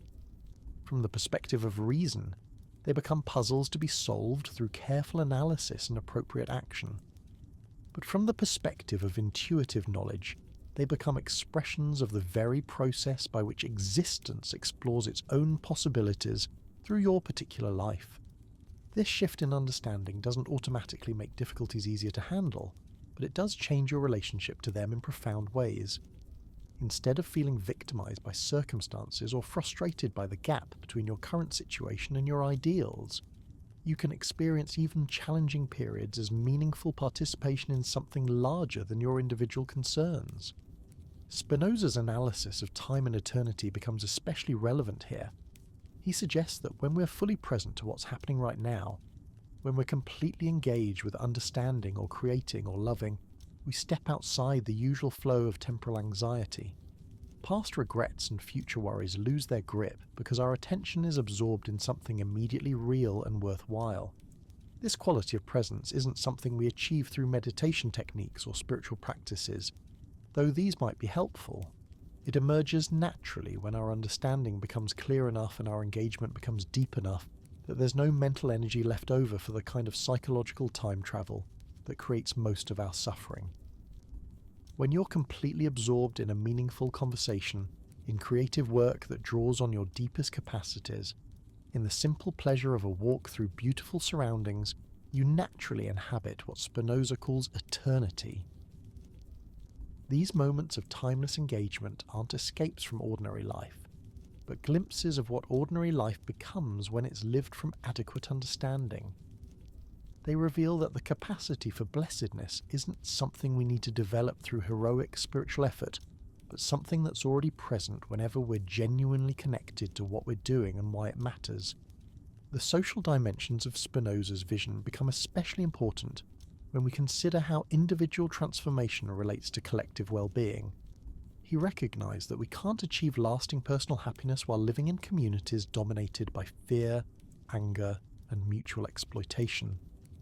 Our individual flourishing is intimately connected to the health of the larger social systems in which we participate. This insight has immediate practical implications. Every choice to respond from understanding rather than reactivity contributes not only to your own well-being, but to the emotional climate of your family, workplace, and community. Every moment of genuine presence and attention offers something valuable to whoever you're with. Every act of kindness or wisdom, however small, adds to the collective capacity for rational cooperation and mutual support. You don't need to become a political activist or social reformer to participate in this gradual transformation of human society. Simply by living more consciously, by responding to others from your deeper understanding rather than from surface irritation or anxiety, by contributing your own unique gifts to the ongoing conversation of human culture, you're helping to create conditions that support everyone's development toward greater freedom and happiness. There's something deeply hopeful about this perspective on social change. Instead of imagining that the world's problems require heroic solutions imposed from above, Spinoza suggests that lasting transformation happens through the gradual spread of clearer understanding and more rational cooperation. This process can't be rushed, but it also can't be stopped, because it's rooted in the natural human capacity for learning and growth. As you settle more deeply into sleep tonight, let yourself feel your participation in this larger process of collective awakening. Your own journey toward clearer understanding isn't separate from humanity's gradual development of wisdom and compassion. Every insight you gain, every moment of peace you experience, every choice you make from love rather than fear contributes to the slow but steady evolution of human consciousness toward what Spinoza envisioned as our between individual and highest possibilities. The boundary collective transformation begins to blur when we understand ourselves as expressions of the same creative intelligence that works through all conscious beings. Your personal growth isn't just about your own happiness, but about the universe coming to know itself more fully through your particular perspective. Your struggles and breakthroughs, your moments of confusion and clarity, your gradual development of wisdom and compassion are all part of existence exploring its own nature through the countless unique viewpoints that constitute human experience. This recognition can transform even the most private aspects of your inner life. Your thoughts and emotions aren't just personal phenomena, but part of the ongoing conversation between individual consciousness and the larger awareness that contains and expresses itself through all finite minds. When you pay attention to your mental and emotional patterns with curiosity rather than judgment, when you work skillfully with difficult feelings rather than being overwhelmed by them, when you cultivate joy and understanding rather than settling for mere distraction from pain, you're participating in something far greater than personal self-improvement. The practice of philosophy, as Spinoza understood it, becomes a form of devotion. Not devotion to abstract ideas or distant authorities, but devotion to the process of understanding itself. Every genuine question you ask, every sincere attempt to see more clearly, every moment when you choose truth over comfortable illusion, is an expression of what he calls intellectual love. This love isn't sentimental attachment, but profound appreciation for the beauty and necessity of existence as it actually is. Tonight, as consciousness begins its natural fade into the mystery of sleep, you can rest in the knowledge that this appreciation is already present within you. You don't need to achieve some extraordinary state of enlightenment to experience the kind of blessedness Spinoza describes. You need only to continue the patient work of understanding yourself and your world more clearly, trusting that this understanding naturally flowers into wisdom, compassion, and that deep contentment that comes from knowing your place in the grand scheme of things. The dreams that come tonight will be part of the same creative process that guided Spinoza's thinking and guides your waking reflections. In the fluid world of sleep, the boundaries between self and other, between individual consciousness and universal awareness, naturally soften and dissolve. Your dreaming mind participates directly in the infinite creativity that expresses itself through all forms of consciousness, weaving new patterns of meaning and possibility that may surprise and delight you when you wake. But even in dreamless sleep, even in the deepest rest when all mental activity seems to cease, you remain a precious expression of the same fundamental reality that Spinoza spent his life contemplating. Your very existence, whether conscious or unconscious, active or at rest, struggling or at peace, is a gift that being gives to itself. You are the universe experiencing what it's like to be human, to live in time while participating in eternity, to be finite while expressing something infinite. This understanding settles around you now like a gentle blanket. warm and comforting but not constraining. There's nothing you need to do with these insights except let them rest quietly in your awareness, like seeds planted in fertile soil. They'll grow in their own time according to their own natural rhythms, influencing your choices and responses in ways that may be subtle, but are nonetheless real and significant. The ethics ends where it began, with the simple recognition that existence is fundamentally good, that understanding is naturally joyful, that love is the deepest expression of our essential nature.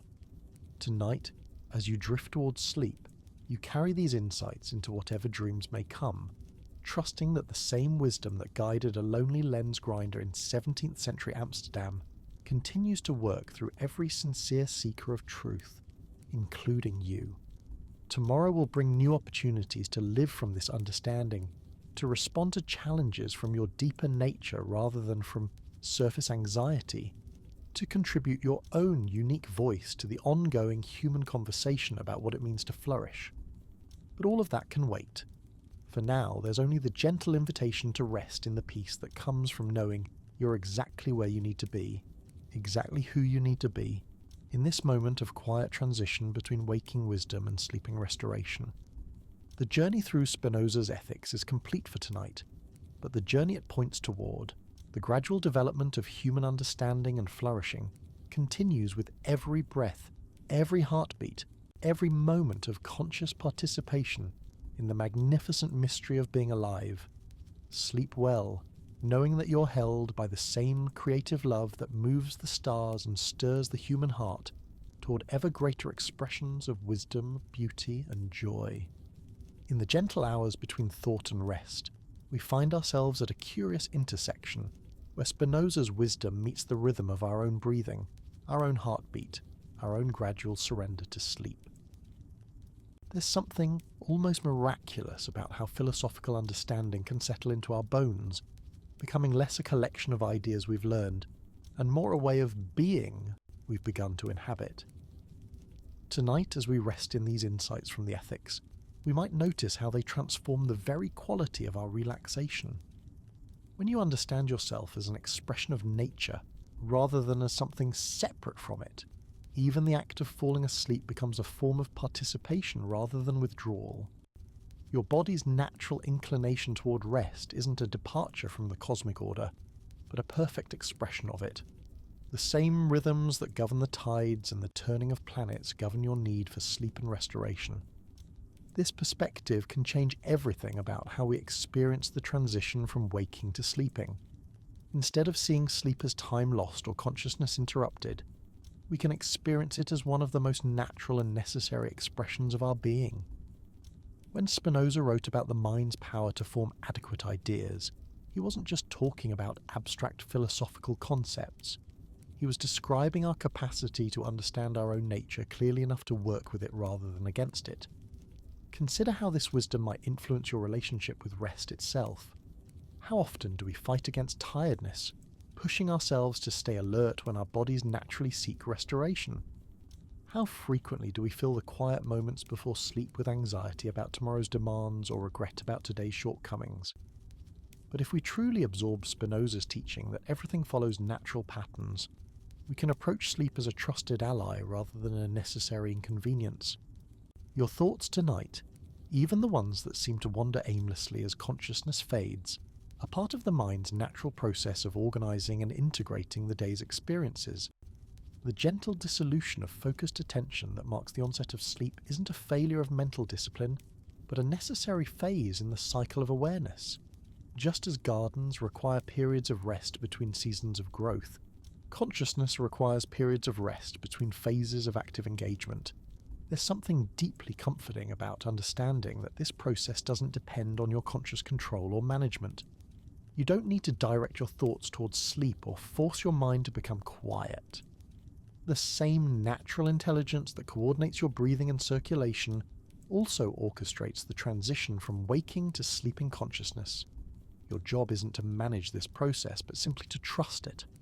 This trust becomes easier when we remember Spinoza's insight that we are not separate from nature but expressions of it.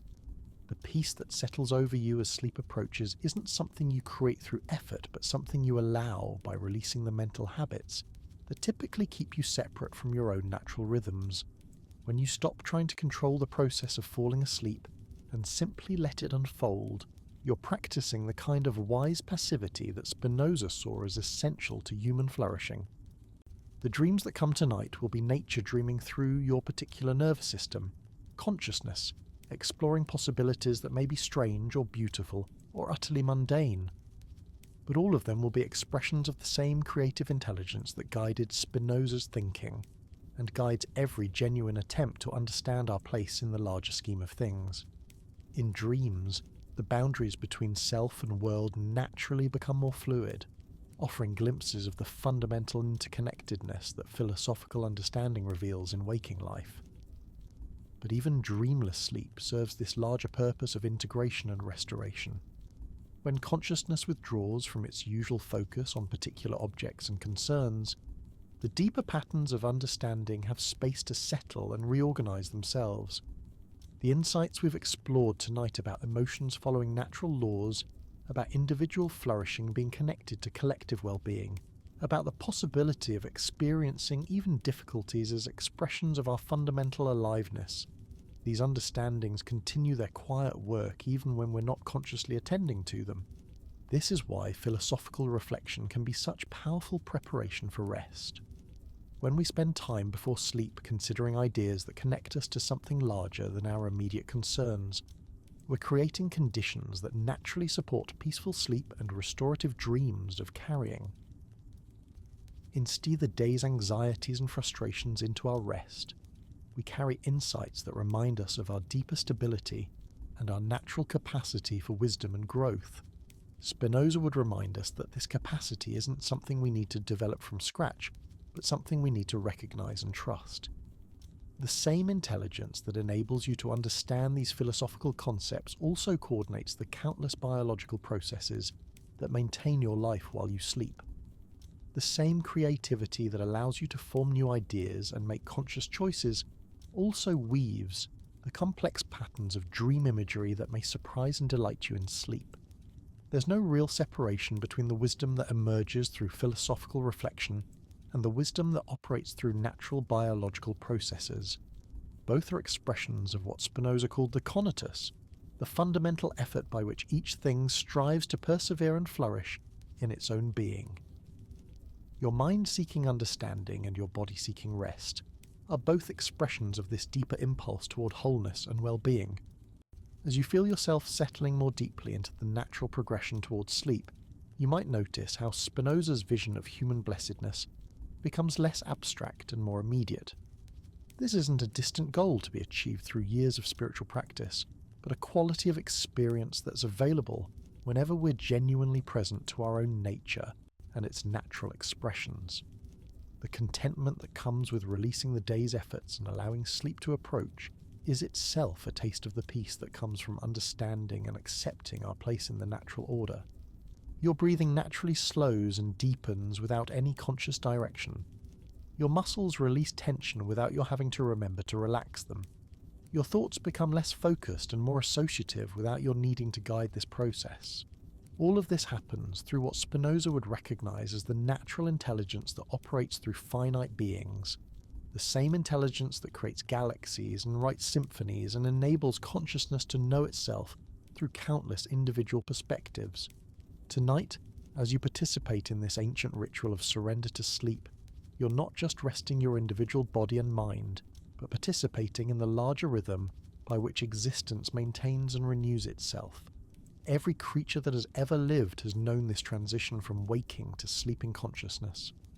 Every human being who has ever wondered about the meaning of life has eventually released those questions into the trust that comes with rest. This continuity across time and species points to something Spinoza understood deeply, that our individual experiences, however unique and personal they may seem, are always part of larger patterns that connect us to everything else that exists.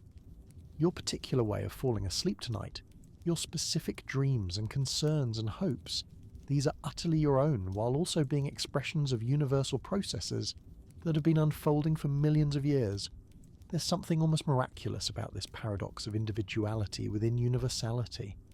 You are completely yourself, irreplaceably unique in your perspective and experience, while also being a perfect expression of principles and patterns that operate throughout nature. This recognition can bring profound peace because it means you never have to choose between being authentically yourself and being connected to something larger than yourself. The more fully you express your own nature, the more completely you participate in the creative processes that animate all existence. As consciousness begins its natural fade into sleep, let yourself feel held by this understanding. You're not an isolated individual trying to maintain yourself against hostile forces, but a beloved expression of the same creativity that expresses itself through every star and flower and moment of awareness throughout the universe. Your rest tonight is part of nature resting. Your dreams are part of existence, exploring its own possibilities through the unique window of your particular experience. The ethics began with definitions and axioms, with careful logical demonstrations that built step by step toward a vision of human flourishing. But it culminates in something much simpler and more immediate, the recognition that we are already part of what we seek, already expressions of the wisdom and love we hope to cultivate, already participants in the blessedness we imagine we need to achieve. This recognition doesn't eliminate the challenges of daily life or make all difficulties disappear. Tomorrow will still bring situations that require patience and skill, relationships that call for understanding and compassion, choices that demand careful thought and wise action. But all of these challenges will be met from a deeper place of stability, the quiet confidence that comes from knowing you're supported by the same natural intelligence that coordinates every aspect of existence. Tonight, as sleep takes hold and the familiar world of waking consciousness gives way to the mysterious realm of dreams, carry with you this simple truth. You are exactly where you need to be, exactly who you need to be, in this moment of transition between day and night, between thought and rest, between individual awareness and the vast consciousness that contains and expresses itself through every finite mind. The journey through Spinoza's ethics is complete for now, but the journey it describes, the gradual awakening to our own nature and our place in the larger scheme of things, continues with every breath, every heartbeat, every moment of conscious participation in the ongoing miracle of existence.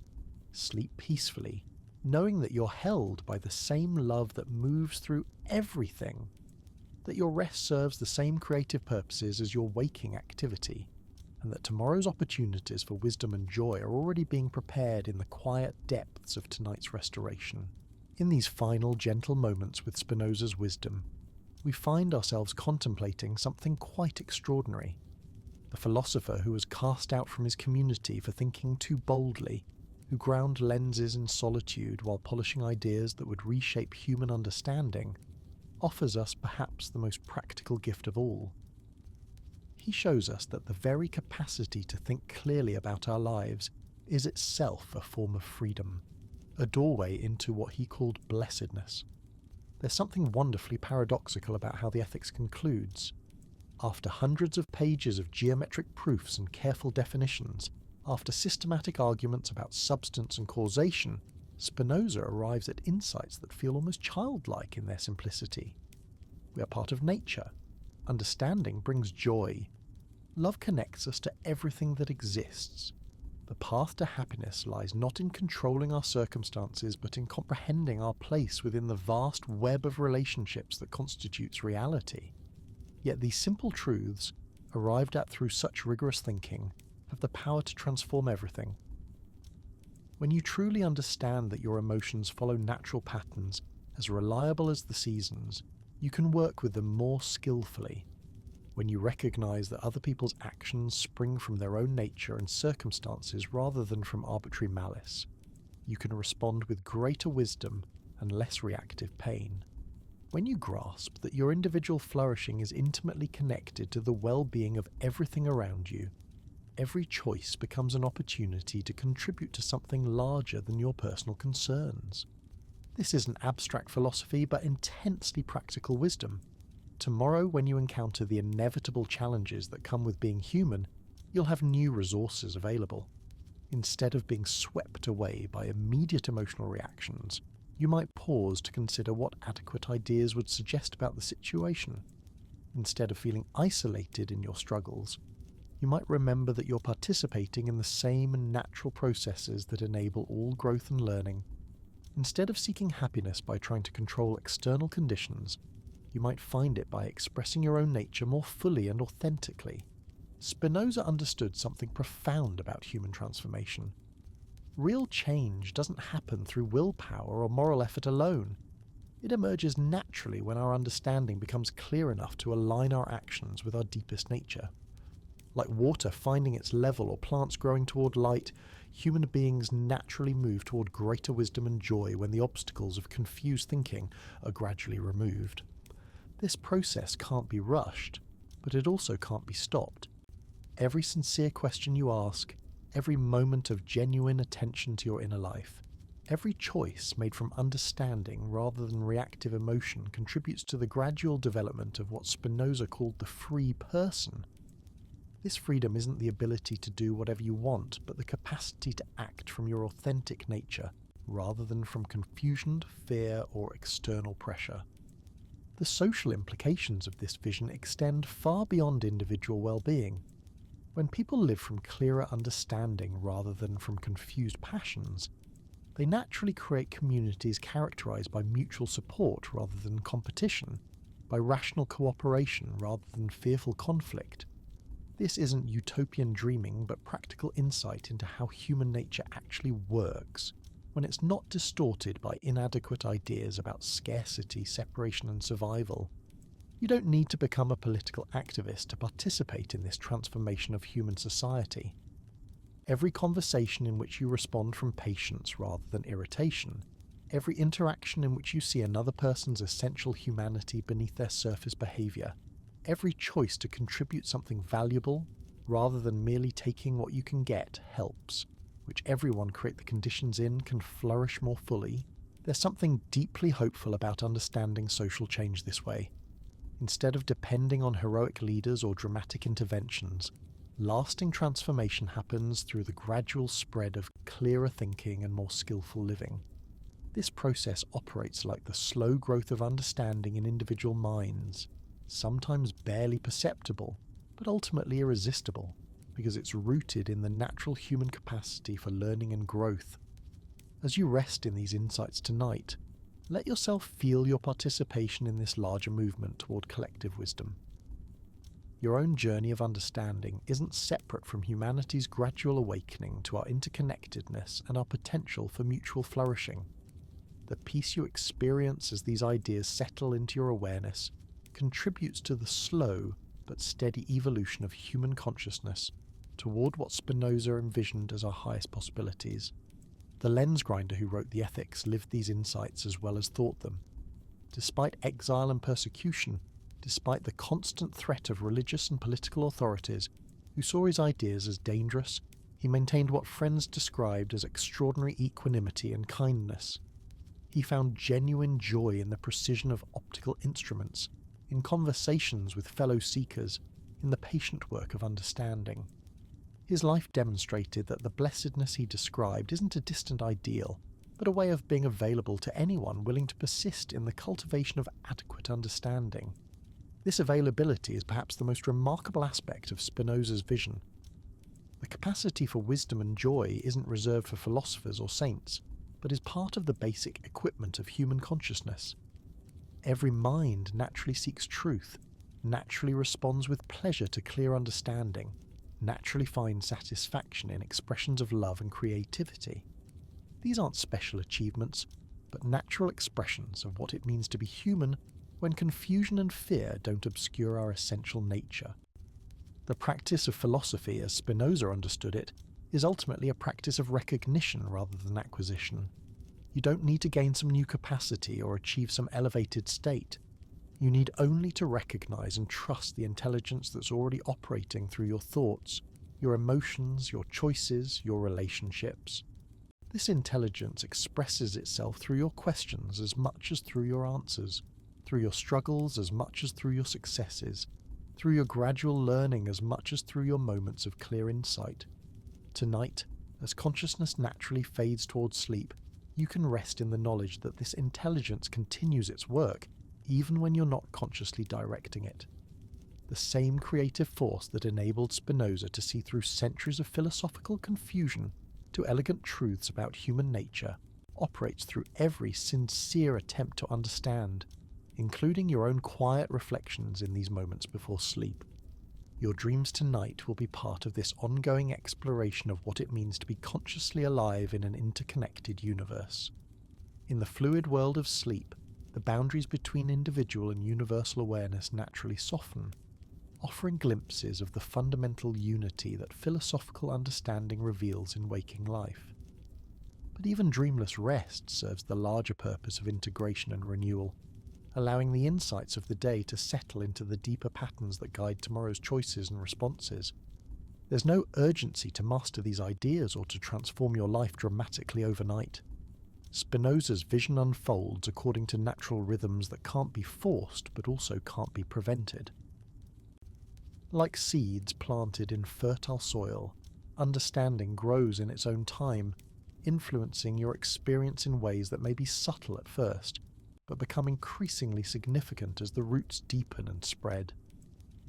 The ethics began with the bold claim that everything that exists is part of a single, infinite substance expressing itself through countless finite forms.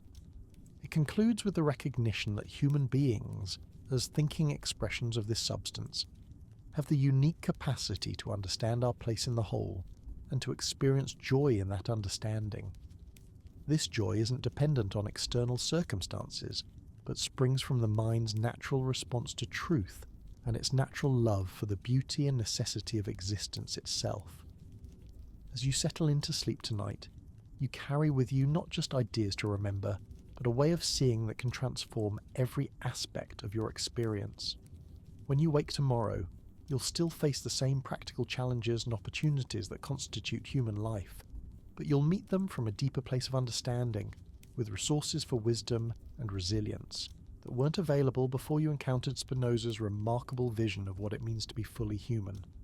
The conversation between your individual consciousness and the larger awareness that contains all finite minds continues even as sleep approaches. Your thoughts tonight, your dreams, your peaceful rest are all expressions of the same creative intelligence that moves through everything, the same love that Spinoza recognized as the deepest truth about existence itself. In this gentle space between waking and sleeping, between thought and dream, rest in the quiet certainty that you're held by forces far greater and more benevolent than your daily concerns usually allow you to remember. You're not an accident in an indifferent universe, but a beloved expression of the infinite creativity that celebrates itself through every moment of consciousness, every breath of awareness, every heartbeat of this miraculous existence we share. The ethics ends where it began, with wonder at the simple fact that anything exists at all, and with gratitude for the extraordinary gift of being able to participate consciously in the ongoing adventure of existence, exploring itself through countless unique perspectives.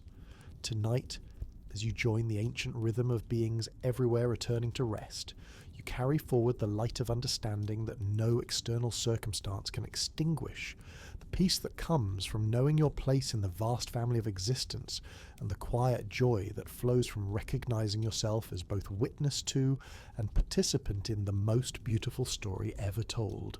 Sleep peacefully now, knowing that tomorrow's opportunities for wisdom, love, and creative expression are already being prepared in the fertile darkness of tonight's rest.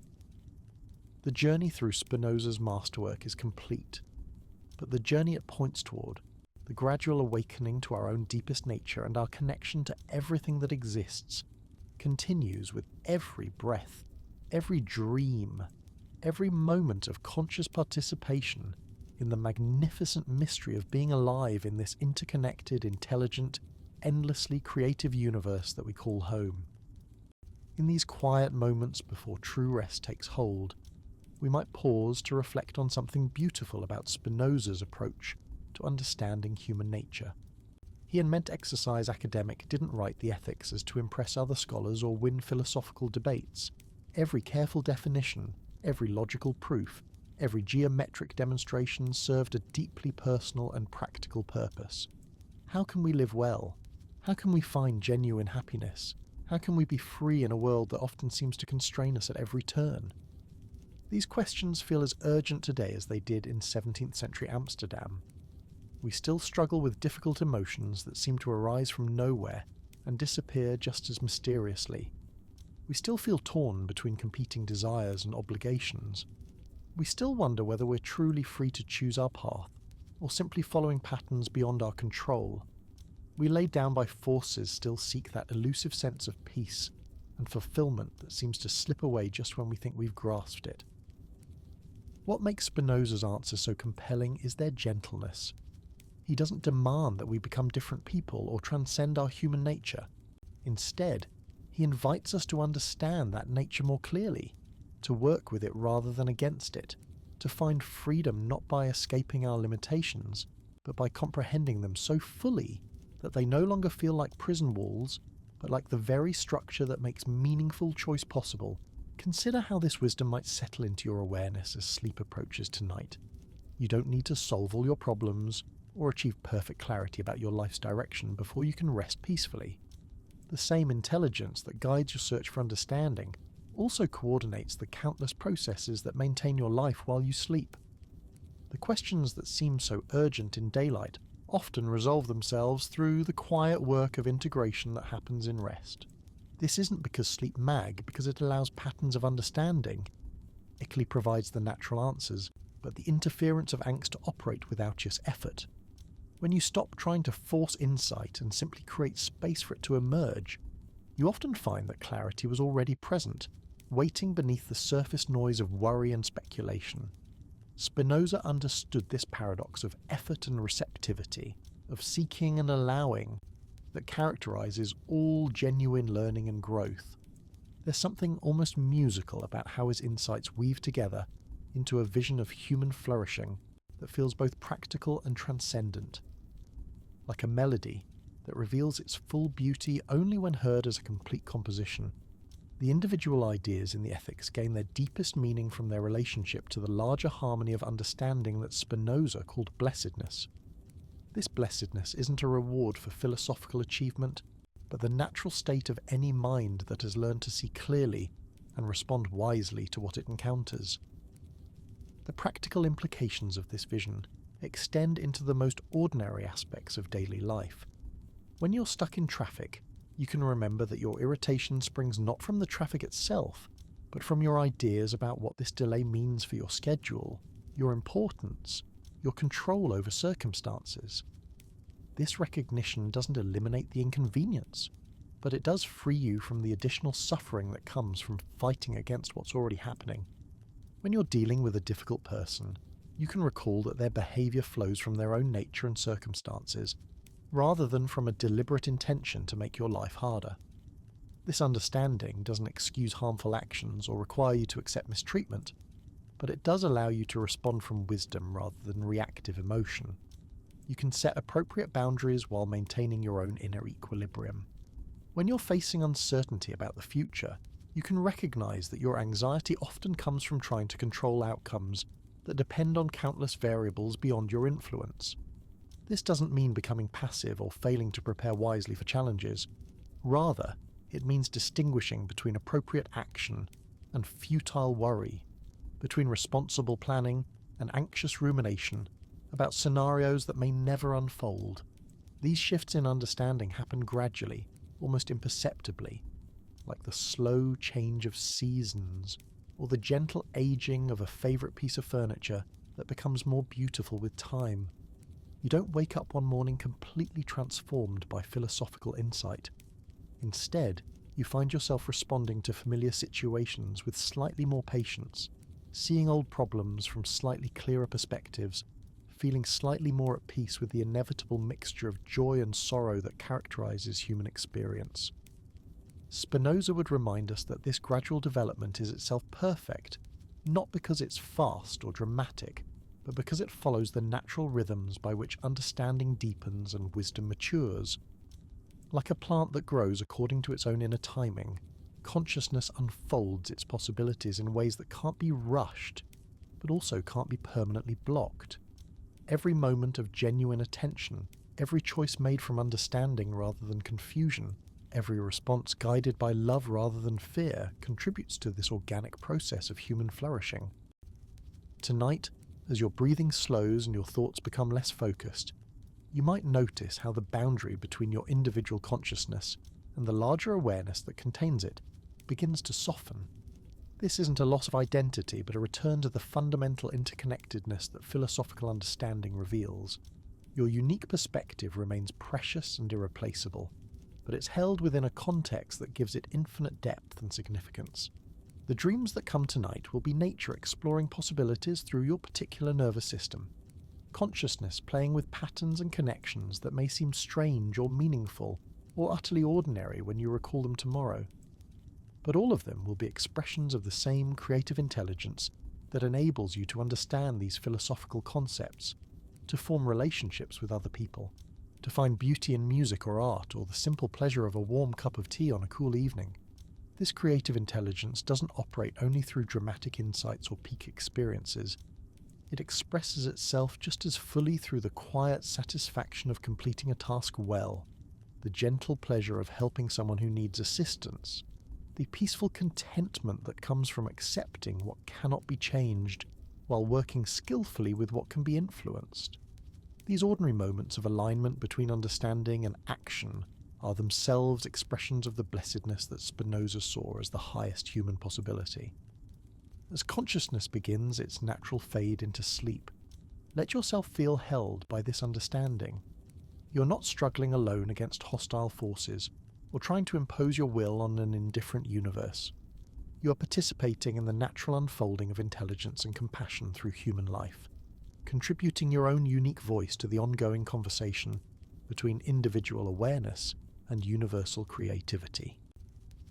The lens grinder who wrote these insights lived them as well as thought them, finding joy in precision and clarity whether he was polishing glass or polishing ideas. His life demonstrates that wisdom isn't something we possess, but something we practice. Not a destination we reach, but a way of travelling that transforms every step of the journey. This practice doesn't require special abilities or extraordinary circumstances. It needs only the willingness to continue learning, growing, and responding to life with increasing understanding and decreasing reactivity. Tomorrow will bring new opportunities to embody this wisdom, to meet challenges from your deeper nature rather than from surface anxiety, to contribute to the slow but steady evolution of human consciousness toward greater freedom and mutual flourishing. But all of that can wait. For now, there's only the gentle invitation to rest in the peace that comes from knowing you're exactly where you need to be in your own development, exactly who you need to be in this moment of quiet transition between the day's efforts and the night's restoration. The ethics concludes with the observation that the path to human blessedness is difficult, but so are all excellent things. Yet the difficulty isn't harsh or punitive, but more like the challenge of learning to play a musical instrument or mastering a craft that requires patience and practice. The resistance we encounter isn't evidence that we're on the wrong path, but confirmation that we're engaged with something genuinely worthwhile, something that calls forth our deepest capacities and highest aspirations. In these final moments before sleep, let yourself feel the quiet satisfaction that comes from having engaged with ideas that matter, concepts that connect you to something larger than immediate concerns and daily routines. Whether you remember every detail of Spinoza's arguments, or simply carry with you a general sense of the possibilities he envisioned, you've participated tonight in the ancient human practice of using reason to illuminate the path toward wisdom and happiness. This practice continues even as consciousness fades, even as the familiar world of waking thought gives way to the mysterious realm of dreams and rest. The same natural intelligence that enables philosophical reflection also orchestrates the complex processes of physical and mental restoration that prepare you for tomorrow's opportunities to live with greater understanding and deeper appreciation for the remarkable gift of conscious existence. Sleep peacefully now, knowing that you're held by the same creative love that moves through everything, that your individual journey toward wisdom is part of humanity's gradual awakening to our interconnectedness and our potential for mutual flourishing. The conversation between your finite perspective and the infinite awareness that contains all finite minds continues through every phase of existence, waking and sleeping, thinking and dreaming, striving and resting in the magnificent ongoing adventure of consciousness, exploring itself through countless unique and precious forms. Tomorrow, when you open your eyes and return to the familiar rhythms of waking life, you'll carry with you something subtle but profound. Not necessarily specific arguments or geometric proofs from the ethics, but a different quality of attention, a gentler way of holding your own experience and the experiences of others around you. This is how philosophical understanding works its quiet magic, not through dramatic transformation, but through the gradual shift in perspective that comes from having spent time in the presence of a truly wise mind. There's something almost Spinoza's approach to human medicinal about suffering. He doesn't promise to eliminate pain or difficulty, but he offers something perhaps more valuable, a way of understanding these inevitable aspects of human life that transforms our relationship to them. When you know that your emotions follow natural patterns, when you recognize that other people's actions spring from their own nature and circumstances, when you grasp that even your struggles are expressions of the fundamental life force seeking to understand and express itself through your particular existence, everything becomes more workable. This workability isn't about fixing problems or achieving some final state of perfection. It's about developing the kind of flexible resilience that allows you to meet whatever arises with curiosity rather than resistance, with understanding rather than judgment, with compassion rather than harsh criticism of yourself or others. These qualities don't develop overnight, but they do develop naturally when we consistently choose to see clearly rather than to defend our comfortable illusions. The social implications of this personal transformation ripple outward in ways that Spinoza understood deeply. When you respond to difficult people from understanding rather than reactivity, you contribute to their capacity for clearer thinking. When you make choices based on what genuinely enhances your well-being, rather than on confused ideas about what should make you happy, you model a different way of being that others can learn from. When you find peace not through controlling your circumstances but through comprehending your place within the larger patterns of existence, you become a source of stability in a world that often feels chaotic and unpredictable. This isn't missionary work or self-improvement in the conventional sense. It's simply the natural expression of understanding, the way wisdom automatically shares itself through every interaction, every choice, every moment of presence. Just as light naturally illuminates whatever it encounters, clarity of mind naturally creates conditions that support the flourishing of everything it touches. In the gentle darkness that surrounds you now, as your thoughts become defined softer and less, you might sense something of what Spinoza called intellectual love. This isn't emotional attachment, but profound appreciation for the intricate beauty of existence itself. The same creative intelligence that enables your breathing and heartbeat also moves through the conversations you'll have tomorrow, the challenges you'll meet, the moments of simple pleasure you'll encounter in unexpected places. This intelligence doesn't operate according to your personal preferences or timeline. It unfolds according to deeper rhythms that encompass individual lives while extending far beyond them. Your participation in this larger unfolding isn't separate from your most intimate personal experiences, but is expressed through them. Every authentic emotion, every genuine insight, every moment of real connection with another person is simultaneously completely your own, and part of something infinitely larger than any individual perspective. There's tremendous relief in understanding this paradox of personal significance within universal context. You matter deeply, not because you're separate from everything else, but because you're a unique and irreplaceable expression of the creative force that expresses itself through everything. Your thoughts and feelings and choices are precious precisely because they're part of the ongoing conversation between finite consciousness and infinite possibility. The ethics began in 17th century Amsterdam with one man's determination to understand human nature clearly enough to live wisely and contribute to the collective good. It reaches you tonight in whatever corner of the world you find yourself, carrying the same invitation to use your natural capacity for understanding in service of your own flourishing and the flourishing of everything you encounter. This continued time and space pointsity across to something Spinoza grasped intuitively, that wisdom isn't bound by historical periods or cultural differences, but emerges whenever minds turn sincerely toward truth. Your own search for understanding, whether through philosophy or science or art or the patient observation of your own inner life, connects you to every human being who has ever wondered about the meaning of existence. The questions that seem so personal and urgent to you have been asked by countless others, and the insights that emerge from your reflections contribute to the gradually expanding human understanding of what it means to be consciously alive in an interconnected universe. This doesn't diminish the uniqueness of your individual perspective, but places that gives it deeper within a context significance. Your particular way of encountering beauty, your specific struggles with difficult emotions, your unique contributions to the lives of people you care about. These are simultaneously entirely your own and part of patterns that connect you to everything that has ever existed or ever will exist. As sleep draws nearer and the familiar structures of waking consciousness begin to dissolve, you might notice how naturally your individual awareness opens into something larger and more encompassing.